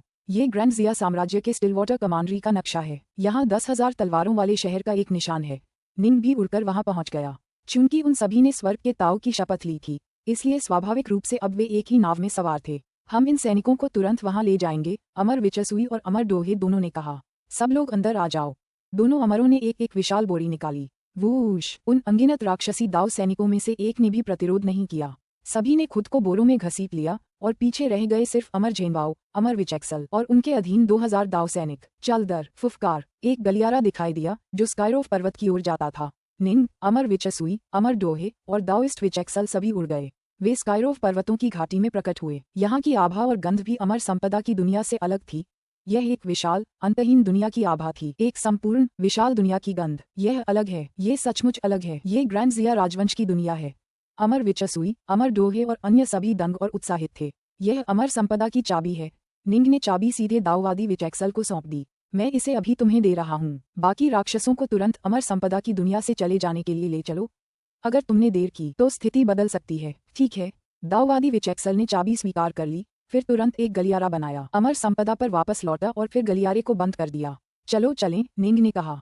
10,000 तलवारों का शहर 6 लाख किलोमीटर उत्तर में है। चल दर अमर डोहे, वह शक्तिशाली बूढ़ा व्यक्ति व्यक्तिगत रूप से एक टेलीपोर्टेशन को अंजाम देता है, जिसमें वह अमर विचसुई, निंग, लिटिल किंग और अंकल वाइट को अपने साथ लंबी दूरी के टेलीपोर्ट में ले जाता है। फुश, निंग को एहसास हुआ कि आसपास का माहौल बदल गया है। उसने ध्यान से देखा और फिर कहा, हम थोड़ा भटक गए थे। 10,000 तलवारों का शहर हमारे दक्षिण पूर्व में लगभग 26,000 किलोमीटर दूर है, तो मैं हमें फिर से टेलीपोर्ट कर दूंगा। दूरी जितनी कम होगी, टेलीपोर्टेशन उतना ही आसान होगा। अमर डोहे ने उन्हें आसानी से थोड़ी दूरी पर टेलीपोर्ट कर दिया। हवा के बीचों बीच बादलों से घिरी 10,000 तलवारों के शहर से कुछ 100 किलोमीटर दूर एक जगह पर एक अंतरिक्षीय लहर उभरी। फिर उसके भीतर से अमर डोहे, अमर विचसुई, एक फर पोशाकधारी युवक, एक छोटा नीला सांप और एक बड़ा बर्फ जैसा सफेद शिकारी कुत्ता निकला। हम यहाँ हैं। निंग ने दूर की ओर देखा। उसकी दानव सी दृष्टि कुछ 100 किलोमीटर दूर स्थित सेनापति नगर को आसानी से देख सकती थी। इससे निंग ने राहत की सांस ली। इससे पहले जब वह अमर संपदा में राक्षसों से बातचीत कर रहा था तो उसने दिव्य ज्ञान के माध्यम से ऐसा किया था ताकि जितना हो सके समय बचा सके। वह बहुत अधिक समय लगने और अप्रत्याशित घटनाओं के घटित होने से चिंतित था। निंग ने दूर स्थित सेनापति नगर की ओर इशारा किया। वह नगर 10,000 तलवारों का नगर है। वह नगर जिसकी रक्षा अमर राज्य के राक्षस कुलों को 1000 वर्षों तक करनी है। पुस्तक 10, अध्याय 29, पैट्रियार्क आर्किनम। 10,000 तलवारों के शहर के अंदर, एक विशाल एकांत महल के अंदर, क्या स्टिलवाटर के नॉर्थमोट कबीले से भी ज्यादा ताकतवर कबीला G9 फायर, जी ट्रूकीप और ग्रैनी शैडो पूरी तरह से डर गए। यह अमर डोहे है जबकि यह अमर विचसुई है। दोनों अत्यंत शक्तिशाली लूज इमॉर्टल्स हैं। खतरनाक स्थिति का वर्णन करने के बाद जी निंग ने अपने पास मौजूद दोनों का परिचय कराया। भीले अमर निनफायर और बाकी लोग हक्के बक्के रह गए। उनके सामने पौराणिक महान लूज इमॉर्टल्स थे, और वो भी दो। वे हमारे 10,000 तलवारों वाले शहर की रक्षा के लिए 30,000 राक्षसी दाव सैनिकों की कमान संभालेंगे, निंग ने कहा। वे सभी दाव कवच पहने हुए हैं और इसलिए इन दो मुक्त अमरों के पास 30,000 राक्षसी दाव सैनिकों की कमान है। भले ही 10 मुक्त अमर आएं, वे उनका सामना करने में सक्षम होंगे। वे 1000 साल तक हमारे शहर की रक्षा करेंगे। जब तक कोई दिव्य अमर या दिव्य अमर की शक्ति वाला कोई व्यक्ति हम पर हमला नहीं करता, तब तक हमारा शहर पूरी तरह सुरक्षित रहेगा। 9 फायर, ट्रूकीप और ग्रैनी शैडो आखिरकार साधक थे। अभी भी अचेत होने के बावजूद उन्होंने जल्दी ही अपना संतुलन पुनः प्राप्त कर लिया। निंग ने कहा, तुम तीनों तय कर सकते हो कि कबीले के लिए क्या इंतजाम करने हैं। वैसे भी तुम इन चीजों के बारे में मुझसे ज्यादा जानते हो। चिंता मत करो। ट्रूकीप ने सिर हिलाया। यहाँ दाव सैनिकों की इतनी शक्तिशाली सेना तैनात है और यह ग्रैंड जिया साम्राज्य का एक कमांडरी शहर है जो रिंड्रेगन गार्ड से भी विशेष सुरक्षा में है। जो कोई भी हमला करने की हिम्मत करेगा उसका पूरे ग्रैंड जिया राजवंश में पीछा किया जाएगा। यंग फ्लेम कबीला चाहे कितना भी शक्तिशाली क्यों न हो, वे अपने किसी महान दिव्य अमर को वांछित अपराधी बनने के लिए तैयार नहीं होंगे। दिव्य अमर किंवदंतियां हुआ करती थीं। ये भी निश्चित रूप से ज्ञात नहीं था कि स्टिलवाटर के नॉर्थमोट कबीले में कोई दिव्य अमर था भी या नहीं। जहां तक ब्लैक व्हाइट कॉलेज का सवाल है, अपने अनगिनत वर्षों के अस्तित्व में उसने अनगिनत लूज अमर पैदा किए थे, लेकिन केवल एक ही दिव्य अमर। छोटे किंग, अंकल व्हाइट, तुम दोनों अभी यहीं रहोगे। ये रहा एक ताबीज। निंग ने मानव आकार वाले अंकल व्हाइट को एक ताबीज दिया। अगर तुम्हें लगे कि ताबीज टूट गया है तो सीधे सरपेंटविंग झील की ओर टेलीपोर्ट हो जाओ और मुझसे मिल जाओ। अगर ताबीज पूरा बचा रहे तो तुम्हें आने की बिल्कुल भी अनुमति नहीं है। ठीक है। लिटिल किंग और अंकल व्हाइट दोनों ने सिर हिलाया। ऐसे नाजुक मौके पर वे उसे निराश नहीं करेंगे। निंग, बेटा, सावधान रहो, अंकल व्हाइट ने निर्देश दिया। निंग ने सिर हिलाया और मुस्कुराया। मैं अब जा रहा हूँ। इस प्रस्थान के बाद शायद मैं बहुत लंबे समय तक वापस नहीं आ पाऊंगा। निंग ने 9 फायर, ट्रूकीप और ग्रैनी शैडो की ओर देखा। यह मैं ही था जिसने जनजाति पर यह विपत्ति लाई थी। भविष्य में मैं इसकी भरपाई करूंगा। ऐसी बातें मत कहो, 9 फायर ने धीमी आवाज में डांटा। याद रखो, तुम्हें अपनी रक्षा करनी है। अगर तुम जिंदा रहोगी तभी हमारे जीववंश को फलने फूलने का मौका मिलेगा। किसी कबीले के लिए निंग जैसी प्रतिभा का पैदा होना पूरी तरह से किस्मत की बात थी। मैं अब जा रहा हूँ। निंग ने तुरंत एक लेसर टेलीपोर्टेशन दाव सील का इस्तेमाल किया।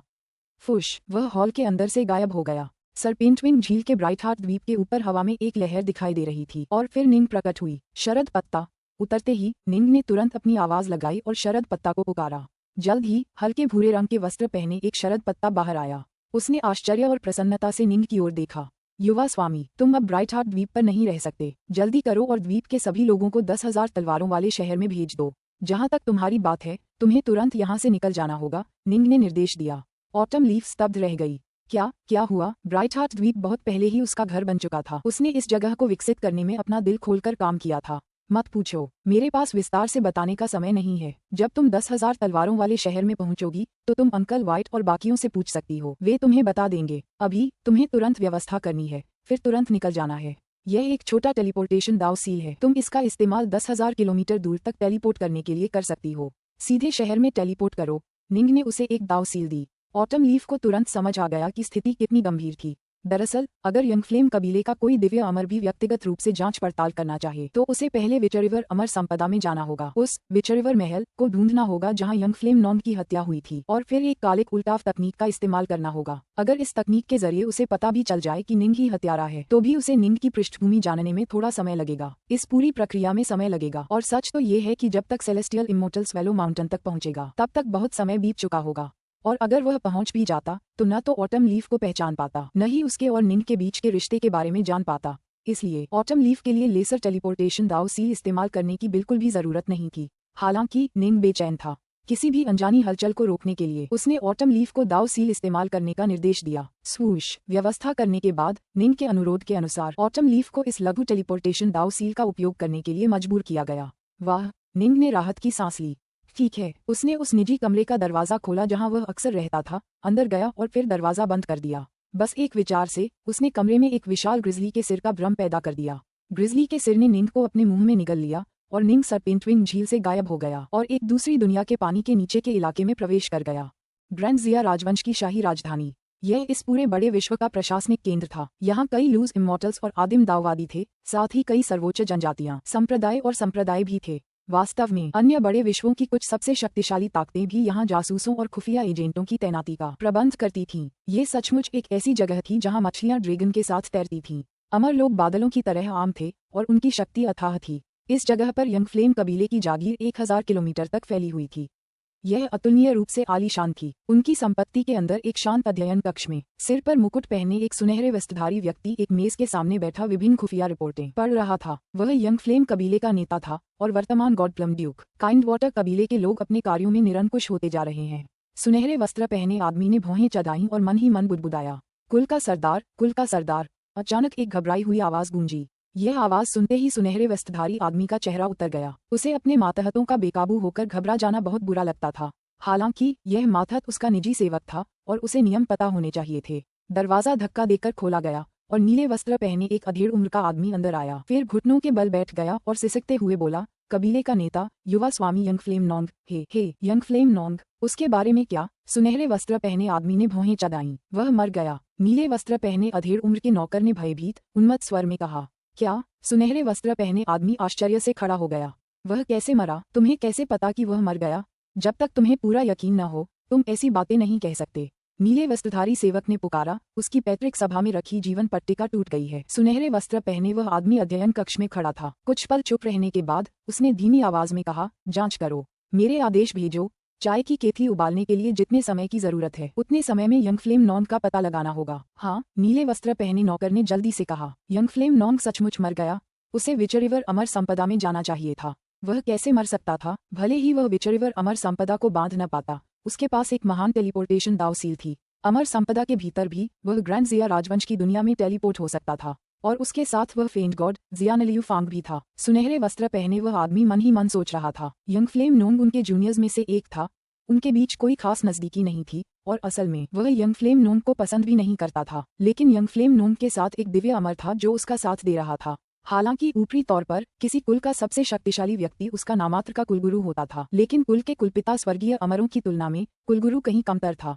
अनगिनत वर्षों तक जीवित रहने वाले ये स्वर्गीय अमर कुलपिता ही कुल की सच्ची नींव थे। प्रत्येक स्वर्गीय अमर के जन्म पर पूरा कुल उत्सव मनाता था और प्रत्येक स्वर्गीय अमर के पतन को यथासंभव लंबे समय तक छिपाया जाता था।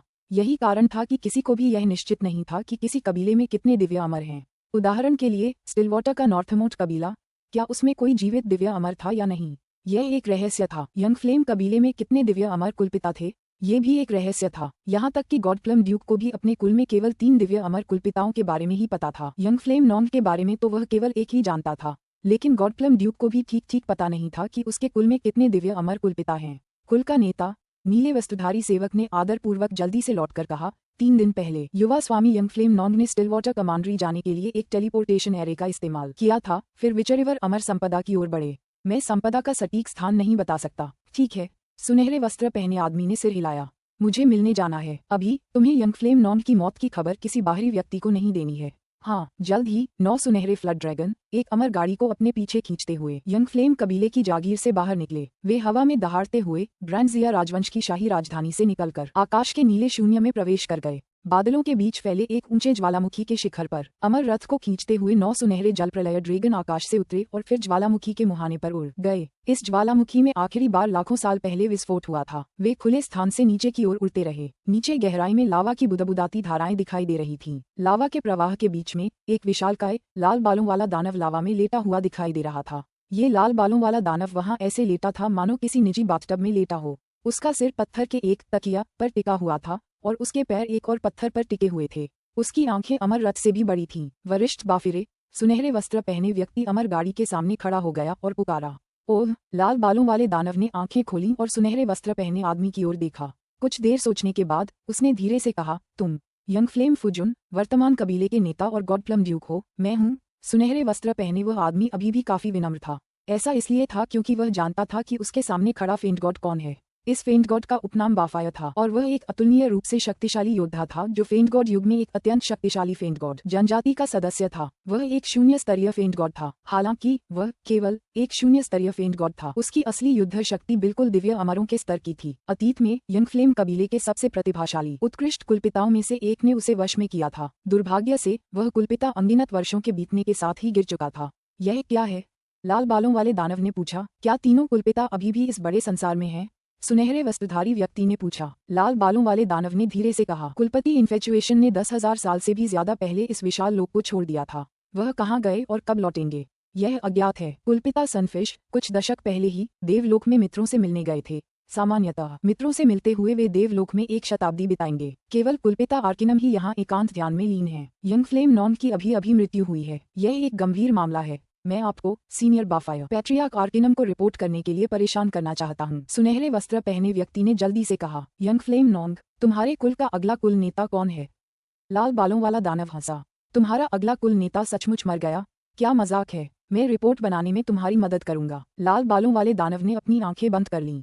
कुछ क्षण बाद उसने उन्हें फिर से खोला। पैट्रियार्क आर्किनम अभी आएंगे। पैट्रियार्क आर्किनम को जिस स्थान पर एकांत में रखा गया था वह एक रहस्य था। पैट्रियार्क आर्किनम के कुछ सबसे करीबी विश्वासपात्रों को ही इसकी जानकारी थी। यहाँ तक कि गॉडप्लम ड्यूक को भी इसकी जानकारी नहीं थी। वूश! लावा के ऊपर हवा में अचानक तारों के प्रकाश के धब्बे दिखाई देने लगे। ये चमकीले तारे के प्रकाश के धब्बे आपस में जुड़ने लगे मानो एक रहस्यमयी संरचना बन रही हो। अचानक अनगिनत तारों के उस भंवर में से एक लंबा, दुबला पतला, संकरी आंखों वाला बुजुर्ग बाहर निकला। उस पल ऐसा लगा जैसे पूरी दुनिया उसके सामने झुक रही हो, मानो सिर्फ वही इस दुनिया का मालिक हो। पैट्रियार्क आर्किनम, सुनहरे वस्त्र पहने व्यक्ति ने जल्दी से आदरपूर्वक सिर झुकाया।